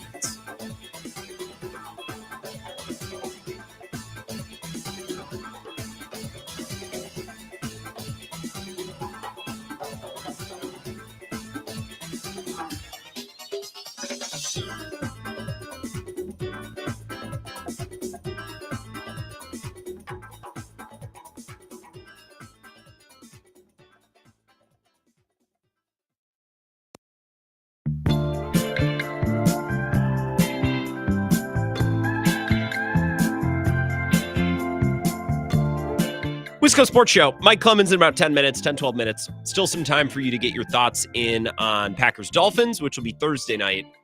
We won't be able to chat tomorrow night because I'm not going to do a show live. I don't want to wait to go home for Thanksgiving until 6:30, 7 o'clock tomorrow night. So I'm going to do Bill's show. We'll make our picks, I assume, tomorrow. I have not talked with Bill yet. Now, there will be a unique interview tomorrow night. So if you're driving home from work and you're like, I don't want to listen to a total repeat. Well, some of it will be best of, but there will be an interview with Mike Renner, CBS Sports. I would go so far as to say he's been on enough times now. You have enough of a rapport. I'd say friend of the show, Mike Renner from CBS Sports. He was formerly a Pro Football Focus. Really good draft guy, really good football mind, and excited. You'll hear that tomorrow night. Otherwise, it'll be a best of the rest of the week. It's a holiday. So get out of my butt before you climb in there. Climb down. It's a holiday. I'm going to take 2 days off. So any final thoughts? This is our last chance to chat. 608-321-1670, Wisco Sports Show. Who's this? Eric on I-90. Eric on I-90. Good evening, Eric. Good evening, Grant. I love the stadium talk. I love stadiums. I love football stadiums. I like looking at them. I like looking at them. I'm just fascinated by them. I am. And I think your Vikings built a good one. I don't like that it's inside, but if it's inside, they did it as well as you can do it. Well, I think that big glass roof makes a big difference on how it looks when you're there. It looks like you're outside because you have all that natural light. And it's purple. It feels like, oh, this is where the Vikings play. SoFi is like, this is a stadium where sometimes they host football games. Or Jerry World, it's like, yeah, sometimes the Cowboys play here when there isn't other stuff going on. There's not boxing matches and stuff like that. And Lambeau Field is by far, I would say, and I've only been to U.S. Bank and Lambeau Field for a professional football game. Lambeau Field has got a mystique that everybody should go there. Yeah, it definitely cool. It's a really cool place to go watch a football game. It is cool. They don't have all the modern amenities of U.S. Bank. They don't have, it's a football stadium. We're going to watch a football game. We're not going for all the other things. Well, I think Green Bay has the same amenities. They have bathrooms and concessions, and and they have a lot of they have luxury booths and all that. But I suppose so it's definitely being outside but there's some outside stadiums that aren't so great too, right? I mean, we got Cleveland. Baltimore's kind of got a crappy stadium. They don't get that feel. Soldier Field, respectfully, not my thing. Soldier Field. They're talking about building a new stadium outside of downtown, and I guarantee you that will never happen. It's the same thing that happened up in Minneapolis. They bought the Armory. Somebody bought the Armory. We're going to move it out here. That downtown money in Chicago is not letting that stadium go out of downtown. Well, especially if they build an indoor one. It's like, okay, so now you're going to host concerts and all the other crap, and you're going to make people drive out. No, it doesn't make any sense. It's downtown. It's going to be downtown, and they're going to stay there. I've seen some artist renditions of what they may have planned, and it does look pretty cool. So I'm fascinated by that. I'm also fascinated by ships. That's something we have in common, Grant. We're fascinated by ships and seagoing vessels and stuff like that. Maritime things. Did you see the video? I saw it on multiple Facebook pages that I follow of the surfers in Duluth next to the lift bridge where it's a very famous ship. I see it often. Is it the Tagurthia or whatever? It's coming out and there's surfers going. It's like they're like 100 meters away just on the other side of the seawall. Yes, I have seen that. That is very cool. Very cool video. That is pretty cool.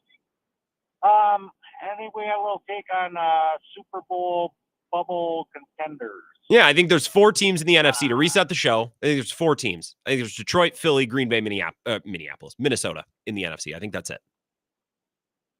I haven't watched the Cardinals play, and I haven't watched Atlanta play, and I haven't watched Seattle play, so I guess I can't speak to them. I think Green Bay and Minnesota are pretty close. Either one of those teams get hot. But, I mean, if Minnesota, I'll just speak to Minnesota. Because I know you got your green and gold welding hood on. Okay? If Minnesota doesn't improve their state of play, they're not going to playoffs, and they're not going to the Super Bowl. No. But I think they got a solid shot at the playoffs. Solid shot. Yeah.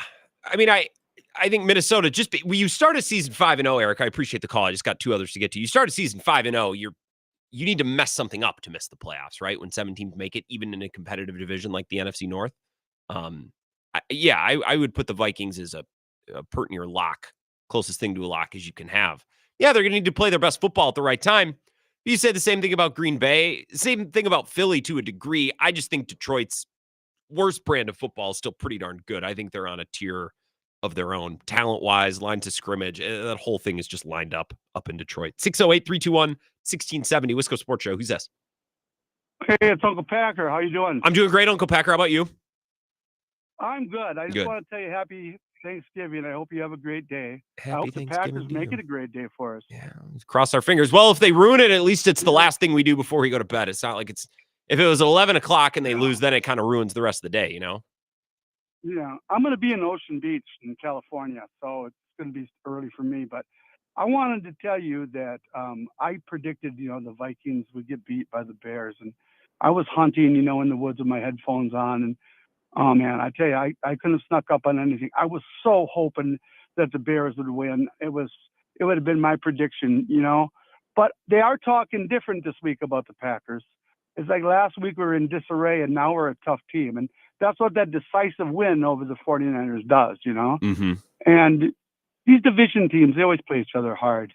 I'm thinking we're going to take the Dolphins down, and I'm excited. But I wanted to tell you that I got a Big 10-point opening day, and that was really cool. Attaboy. Uncle Packer came through. It was awesome. Attaboy. I love this Wisconsin life, It's pretty great. I'm not going to be able to deer hunt this weekend, and I wish I could. I appreciate it, Uncle Packer. Maybe I will. I don't know. It's just a whole thing. I don't know. We'll see. We got some plans on Thursday, Friday. I don't know what I'm doing Saturday yet. Maybe I'll find my way out into the woods. All right, one more call, and then we're going to go to break. We'll get to Mike Clemens, Wisco Sports Show. Who's this? Grant, happy Thanksgiving. Hey, Coyote Mike. Happy Thanksgiving to you. I'm sorry you caught me with a sip of wild turkey in my mouth. Oh, really? Oh, celebrating the upcoming holiday. Good. Yeah, I just went and picked up our turkey. $65 for a fresh turkey. So now wait, you had the liquor wild turkey in your mouth. You didn't have a bite of a raw wild turkey in your mouth, right? I had a sip of wild turkey in my mouth. Good. And I That's got the better than real raw turkeys turkey in the Yeah. fridge. Yep. So, hey, I just wanted to wish you a happy Thanksgiving, and I guess I'm following royalty here with Uncle Packer and Eric and on 90, so that's great. Hey, I thought that I was really down on Luke Fickell, but you guys kind of sound like you're in worse shape than I am on him. I don't have a lot of faith that he's going to be able to pull through this. You don't have a lot of faith. I do not. No, I think he's lost the team, and I think it kind of boils down to what I see, and I've texted you on this. He just walks the sidelines. He has no interaction with any of the players or the coaches. And when he says, I don't know, as many times as he says, I don't know. Yep. The last guy, coach or manager that I heard say that was Ron Renicky. When they were asking him, well, what's wrong with this? Oh, I don't know. That was the moment. That tells me. Yeah. I'd asked Jesse about that. There was a sideline. I can't remember if it was Vakos's first missed kick, or it must have been, because it couldn't have been the kick that Nebraska put through. And then they panned to him on the sideline, and he's got no one around him. And that's just, that's the look that you got from Mark Trestman in 2014, or Matt Eberflus with the Bears, where it's like, hey, here's the coach that can't get anything right, and they just look betwixt and between, and no one's around him. And I see what you see. Even when they come off the field, either on a really good play or even a bad play, he doesn't have any involvement with the coaches or anybody as to what's going on. And that to me tells communication. If he's saying, telling the reporters and all that, well, I don't know. It's like, damn it, you've been with these guys for what, 6 months now, or 4 months? You should be able to know them enough that they could come to you and talk to you and say, Coach, I'm not understanding this. I'm not getting it. Yeah. And we can work on it. And the talent differential is not that great that they should have gotten blown out by Nebraska and Iowa. No. They should have, even if they lost, it should have been competitive games, and they weren't. And when he sits there and I don't know, that tells me he's not talking to his players, and his players and his coaches aren't talking to him. He's pushed every button. He's pulled every lever. He's flipped every switch, and still nothing, right? Thank you, Coyote Mike, for the call. We just got to get to Mike Clemens. And I think he realizes that the offense that he thought of when he first got here isn't going to work, so he had to scrap it. And he better hope that he can save his defense in the transfer portal and with these upcoming classes. Because if we get into the middle of the season next year and there's upgraded talent and this defense still doesn't have a prayer against stopping Iowa, Nebraska, or whoever, I mean, he's 2.5 years up a creek and still no closer to being any better. And that's a terrifying thought. That's 3 years and a lot of money. All right, we're going to be joined by Mike Clemens. Hear a little bit from the Packers who spoke earlier today and get ready for the Dolphins game Thursday night. Wisco Sports Show. Mike Clemens next. This is the Wisco Sports Show with Grant Bills on the Wisconsin Sports Zone Radio Network.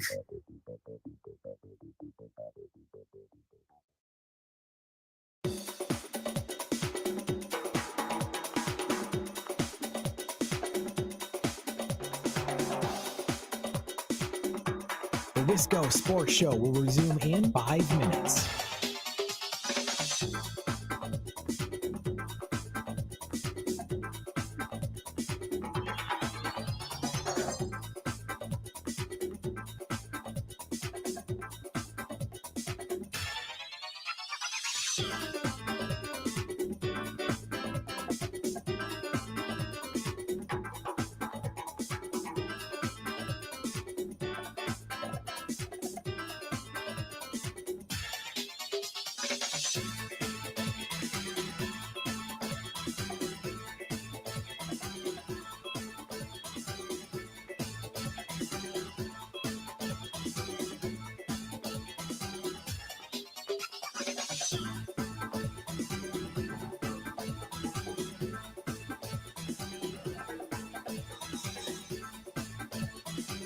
The Wisco Sports Show will resume in 4 minutes.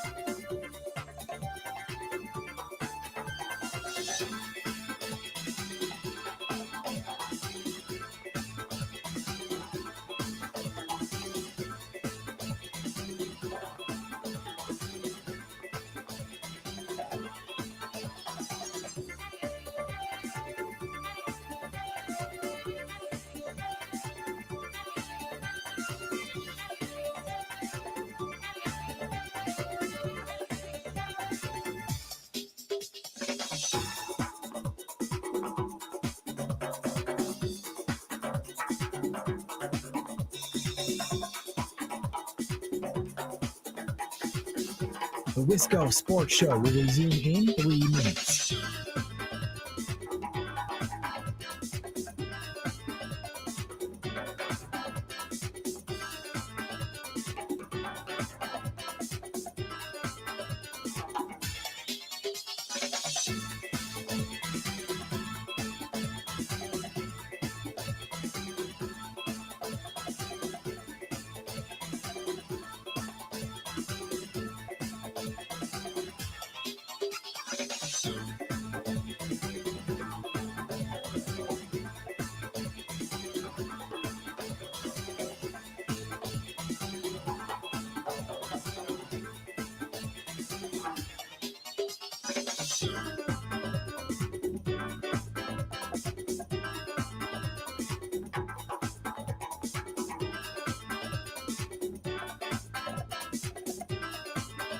The Wisco Sports Show will resume in 2 minutes.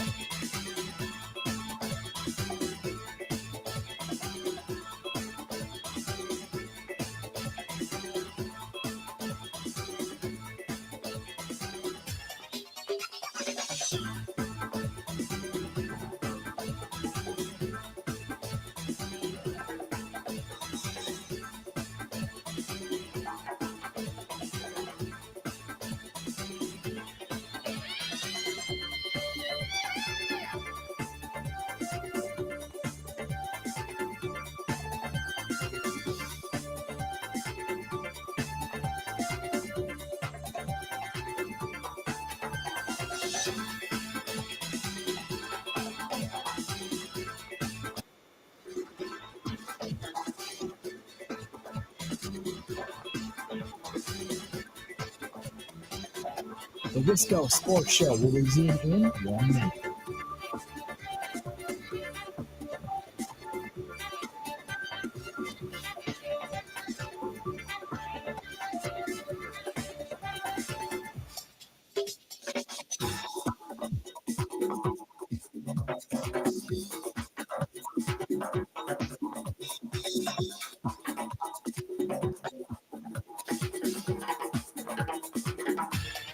The Wisco Sports Show will resume in 30 seconds.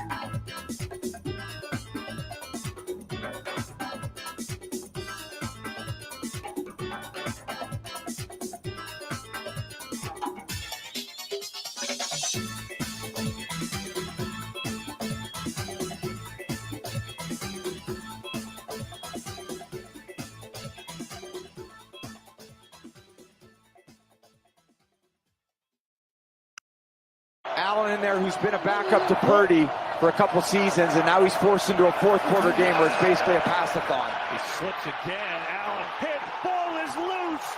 And is picked up by Green Bay. Lucas Van Ness got the sack. Packers get it back. I've been waiting for a big play like that, and I've kept my head down. And even going back to that game, I think a lot of it is you gotta take your shot and be willing to go out there and try to make a difference. That's Lucas Van Ness earlier today. You might be thinking, Grant, it's only Tuesday. Don't the players normally speak on Wednesday, later in the week? Yes, but remember, with Thursday Night Football, the schedule's compressed a little bit. So we got to hear from Jordan Love and the coordinators and the players today. Content goldmine. And that comment from Lucas Van Ness, I bookmarked it on Twitter earlier, and I'm glad that Mike has brought this comment to us, because that was my optimistic, positive spin. It's like, well, Lucas Van Ness has mostly been invisible this year, but who knows? That's the type of play that could spark something. Maybe that gets him going. We'll see. That's my, as Eric on 990 said, that's my view through my green and gold welder's helmet. Not green and gold glasses. That's not enough. My welder's helmet. Mike Clemens is here, brought to us by the Bay Motel in Green Bay. Mike, great minds think alike. I'm glad you included that comment, because that was my hope. It's like, man, maybe that's the player who gets this guy going, and the Packers need him to get going. No, you're spot on, Grant. And the fact is, there's 2 or 3 guys that, like, where are these guys? Because I go to the locker room every day when it's available to the media for about an hour a day in between practice and the quick bite to eat some lunch, and then they go to some meetings. And, is Rashawn Gary still with this team? Is Lucas Van Ness, remember him? He was like a first-round draft pick last year. Has anybody seen him? Hello? And Quay Walker? I mean, is he on some island with Amelia Earhart? It's where are these guys? And guess what? They're struggling. They are in transition. They can't quite seem to, crack the combination. And, you talk to a coach off to the side, you talk to these guys on the record when they're up there at the podium, and it's like, dude, Rashawn, he calls me at 11 o'clock at night. So it's not like lack of effort. There's something that's changed. Yeah. And what's going on. It's not due to lack of effort. And so the same thing with Van Ness, and he came right out today. And it was, here's this play. Now you're in the fourth quarter. I think it's like 24-10. And, you're just concerned. Oh my God. Even this Brandon Allen, now he's settled down. He's got a couple of quarters under his belt. He's knocked off the rust. You got Christian McCaffrey out there. You saw Deebo Samuel make that huge return. You see the speed he's got. Kittle's already scored a touchdown. So then you're saying to yourself, hey man, you don't want to let these guys back into the game. And it's the 49ers. And here's Van Ness, and the kid lines up on the left-hand side. He busts through, and he gets to Allen, and he gets the ball out of his hands, sacks him. The ball's on the ground. Kenny Clark turns around, falls on it. Momentum killer for San Francisco. And so Lucas was asked, what did you see right before that play that told you, okay, you got a green light. You don't have to worry about McCaffrey. Go after Brandon Allen and sack the dude. And here's what he said. I think it's just mindset. I told myself I'm going to get off the ball, use, my God-given abilities, and just get in the backfield and make a play. So a couple plays before that, I was kind of getting that counter pass, and I told myself if I got it again, I was just going to beat that guard and get there. And obviously I did that. So definitely very exciting play. And, it does give you that itch to want to get back on the field again. It's funny, Mike. He's describing his approach to a specific play, one specific play in this game, and you might roll your eyes at that. It's like, well, it was one play in the entire game. He only played like 20% of the snaps. So when he's breaking down this individual opportunity to go hit a quarterback, it's one of very few opportunities he's getting. It's not like he's playing the whole game. So to see him take advantage of a play where he looked up and thought, oh my God, it's all lined up. Here's I could go make a play here. That's pretty cool. And he really needed that to happen. And it's not like they called something and they said, okay, Van Ness, you go ahead and blitz. Yep. We'll cover for you. You have to use your instinct when you do that. And I actually told him this after the huddle broke up. I said, there was a guy that was played here for a long time who I asked him, when do you give yourself the green light? When do you go against what Dom says to do and just say, I know I can do this? Because they want you to do it. Mm-hmm. If you think you can do it, go ahead, man, roll the dice. But if you blow it, if you blow contain, if they run right past you, if they throw a screen over your head, you're going to hear about it. And that's the balance at the same time, you're trying to beat, a good offensive lineman. You're trying to get around this guy. You may think you see an opportunity, but then you actually have to beat this guy. And you're in your second year in this league. And I said, who told me that? That he always waited at least two series, just to get into the rhythm of the cadence of the quarterback, of the feeling of what they're doing pre-snap motion and all that, is Clay Matthews. Yep. You gotta watch a couple of series before you take that shot and you pull the trigger. And I said to Lucas, I said, did you trust your instinct on that play that you could get home in time to sack the quarterback? They always talk about stealing a play, and that's, what separates those great players is if they get a look once and they get it again, they can recognize that and steal that play. So that's what I talked to my D-line coach about, and again, something I recognized during the game, but totally a difference maker. And that's, again, what separates a lot of those great players is you can kind of understand what you're getting pre-snap and then be able to react and make a big play. You hear more comments like that coming from secondary players, Mike. Like Ed Reed would recognize something in a game or on film and then wait for that look to present. But defensive linemen, pass rushers can do a lot of the same thing. It's interesting to hear him talk about that. That's not something that we often think about. That's more like a center field, like a safety mindset, recognizing and diagnosing. We think of those guys up front. We'll just put your head down and try to do the same thing every play. No, and I'm listening to what our listeners say, like, they paid Rashawn Gary all this money, and where are the sacks? He's got 3.5. He's getting 9 sacks a year. He came back, quickly from a torn ACL and was still, performing. And then it seems like the minute the guy gets paid, where is he? Where is he not putting his body on the line? And yet you talk to these coaches, and it's not like there's a gun to their head, like, well, we're paying this guy this money. You got to play him. Yeah. No, it's just got to. It's what I'm saying. It's what's your responsibilities. What is your defensive coordinator calling for you? What's the best way that you can serve the defense? And then there's plenty of times where you can see Rashawn Gary battling one-on-one, but he's not Aaron Donald. It's not like he's throwing guys aside. It doesn't like he has his move, his Reggie White move that, just when you need it. But, they're still saying that's still the best player that, we've got here. And it's, it's not on Gutekunst. It's just like you can see these guys develop. Another one is Quay Walker. And I think listeners are absolutely right. Like, how many more games has this guy got to be in to live up to that first round pick, to have the responsibility of running that defense and all that? Well, he came out flat in that game against the Bears. Caleb Williams running past him a couple of times, tight ends running past him and getting open. And against the 49ers, he led the team in tackles. Got a sack. And so today, we asked his defensive coordinator, after that bad showing in Chicago, how do you think Quay Walker looked Sunday night against the 49ers?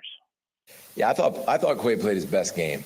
I was really proud of him. It was really cool to see because I think if you asked Quay the week before, I think he would tell you he didn't play his best game, right? And I thought the way he responded and the way he practiced, and just in practice, it was like he was on a mission last week. And then he went out and he played like that. He was fast. He was getting downhill. He tackled well.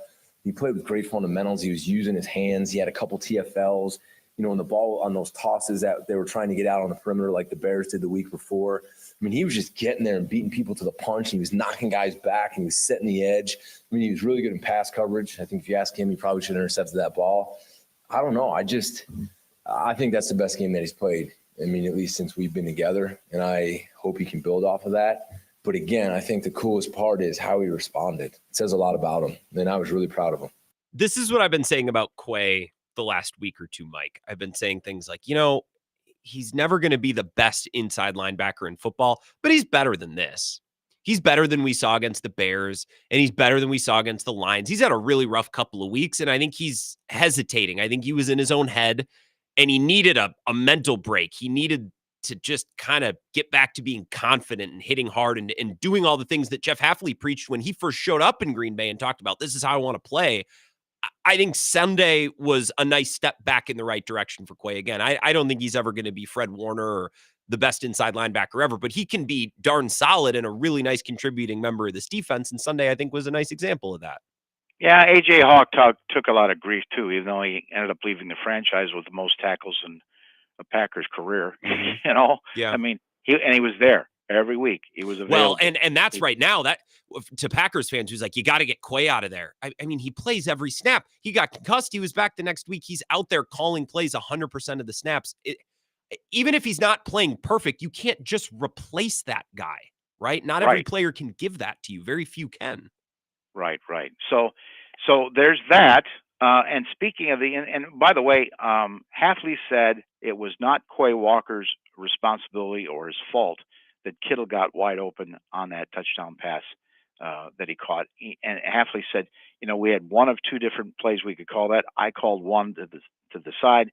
We kind of favored court of receivers. That's how Kittle got wide open. There's not a player to blame on that. That's how Kittle got open, that coverage.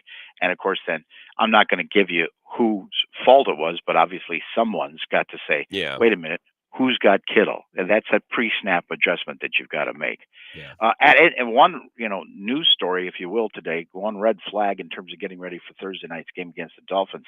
Getting a little short now at inside linebacker. Edgerrin Cooper is got this hamstring, and he would have not participated if they had today's practice. And now Isaiah McDuffie, another inside linebacker guy, he tweaked his ankle in the 49ers game. And so, you know what? They're going to use the rookie, Tyron Hopper, more, who's been coming on, third-round pick. I mean, how many guys from this last year's draft class have seen active duty? Yep. It's a long list. The 24 draft has been pretty damn good. A lot like last year's. A lot of guys who were ready to pop right away, even in the later rounds.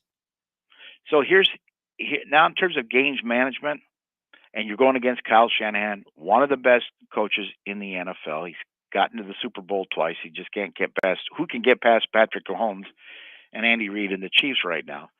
But Shanahan, no one's talking about this, but you know how we cover both locker rooms for your show. Mm-hmm.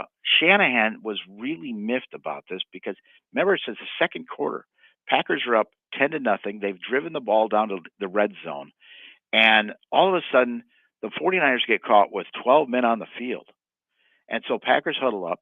And then they make a substitution change. Then all of a sudden, you see Jordan Love make this fast break and break the huddle, and they run up to the line, and they catch the 49ers back-to-back plays with 12 men on the field. And Shanahan's just going to get drilled about this in San Francisco when they get home. You know that. So here's Kyle Shanahan and Matt LaFleur, because I asked LaFleur about that. What'd you guys pull on that play? Here's Kyle Shanahan. The first one, they had 12 personnel, 2 tight ends in the huddle, which means we have base defense out. They sent another receiver on the field to sub, which when they sub, they're supposed to allow us to sub. So as soon as they did that, we started to change our personnel, and then they rushed up to the line and snapped it. It was a strategic play by them, but one that I don't feel should have been allowed. They didn't give us time to sub on that, and that's why I was upset on that. And then the next one, because they got away with the first one, they tried to do it again the next play, and that's when I went out there arguing again. This time they did allow us to sub. I was out there screaming the whole time, so I'm not exactly aware of what happened with our 12 guys, but obviously we had 12 guys out there. They gave us time to sub, and we didn't get one off. So the second one was on us. Well, I don't think they were happy about because I do believe we subbed, and they still allowed us to jump the ball, which is a rarity. So, yeah, obviously it was favorable in that situation. Now we got to do a better job of getting lined up and having that urgency to get lined up. But was one of those that doesn't happen very often. Yeah, Shanahan's right? Both teams were supposed to get time. The second one, though, they didn't even know. Like the defense, they didn't rush to the line on the second one. They lined up like it was a normal play, and I don't think the defense realized there were 12 men out there. Who's been helping out Matt LaFleur? Robert Saleh. Game plans. I mean, come on, man. Come on. It's like, listen, look how slow Kyle is at his substitutions when you change personnel. And you're looking for a crowbar to improve your red zone, right? By the way, they scored on that drive with another Josh Jacobs touchdown, right? Yep. So I recommend if you got a first down and clear new chains and all that like that, substitute this, then he'll change, then substitute again, right? And you'll catch him with 12 men on the field. And on top of that, give Jordan a trigger. Like a bingo, something like that, which means, hey, we're not even going to huddle. Just run up to the line and run a play, and we'll catch him. And it's a beautiful thing. And I asked LaFleur, are you sure that? I mean, when they did that fast break to the line, your offense, was that something that you had planned? And here's what he told me.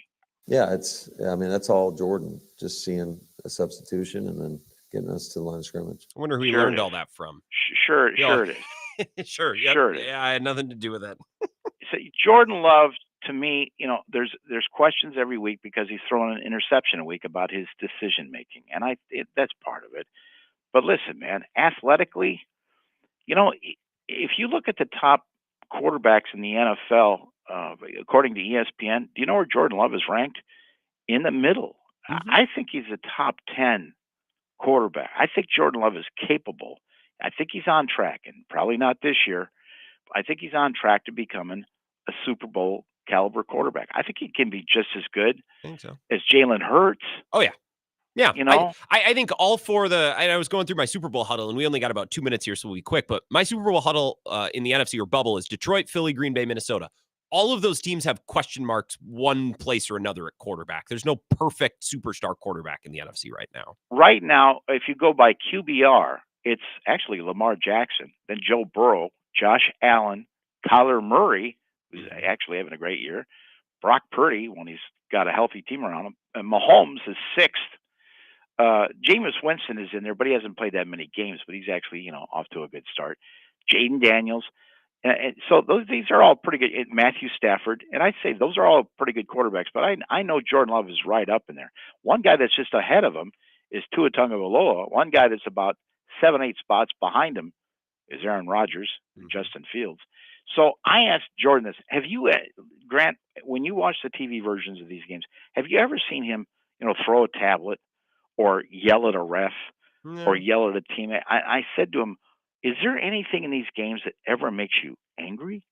No, I mean, I think throughout the course of the game, I try and focus on all the details that, as a quarterback, there's so much going on that I try and be as focused as possible because I feel like that's when I play at my best. But, there's things that happen throughout the course that, emotions might flare, but just trying to reset, move on to the next play because, if you let things kind of carry over and kind of hurt your focus for the next play, it's just gonna make that next play bad. So I try and always just move on to the next play. I'll be able to watch things and break it down later when we watch tape. But I can't focus on what I need to focus on and control what I need to control out there. Mike, we got to go here in about 30 seconds, but we all thought of the same thing listening to that, right? We all thought of the same person, the same thing. Our brain went to the same spot. Well, yeah. I mean, he makes it simple. He makes it fun, and he's constantly positive. It's like, okay, let's just get it fixed. No big deal. Let's go out and let's go rep this thing. He just gets things fixed, and then he moves on.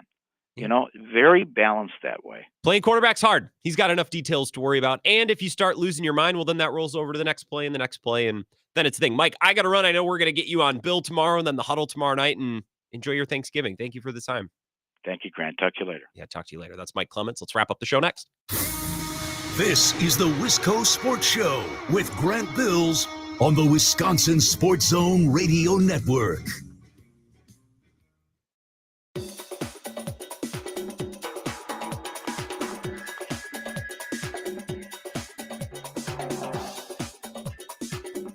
The The Wisco Sports Show will resume in 3 minutes.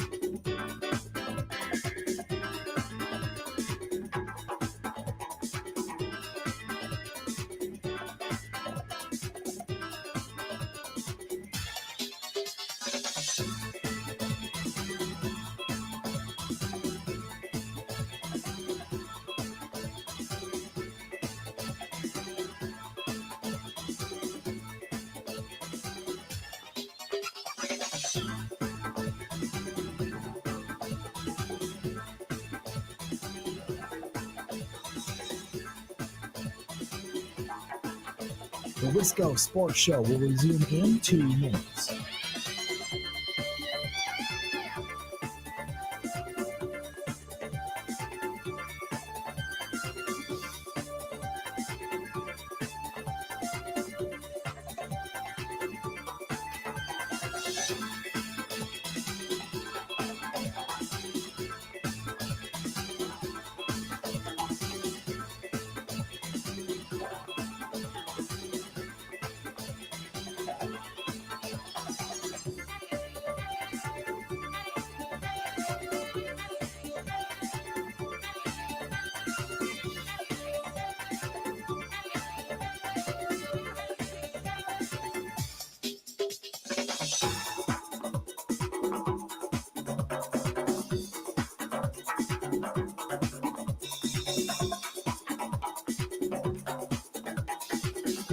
The Wisco Sports Show will resume in 1 minute.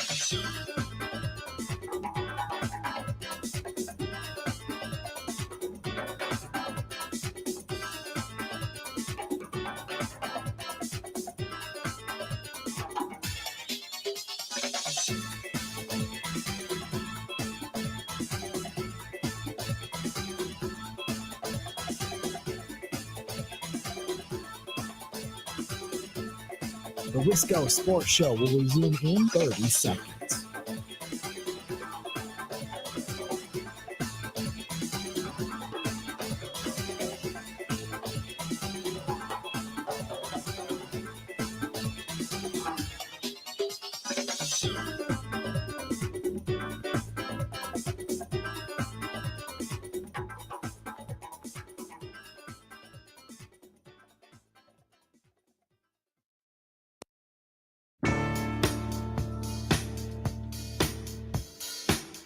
Wrapping up the show, I will be on with Bill tomorrow, 10 to 2. That'll be normal. And then Bill's Huddle tomorrow night will be live. He'll be in Viroqua. I'm very jealous. I will not be on tomorrow night. I'm going to head to my folks a couple hours early. I got to scoop my brother, and I'm going to go celebrate Thanksgiving. So you'll hear some unique interviews the next couple nights, one of which will be Mike Renner tomorrow night. Otherwise, some best of stuff as well. Have a great Thanksgiving. Enjoy the food, the football, the things. And good luck hunting. Be safe, too, if you're going out.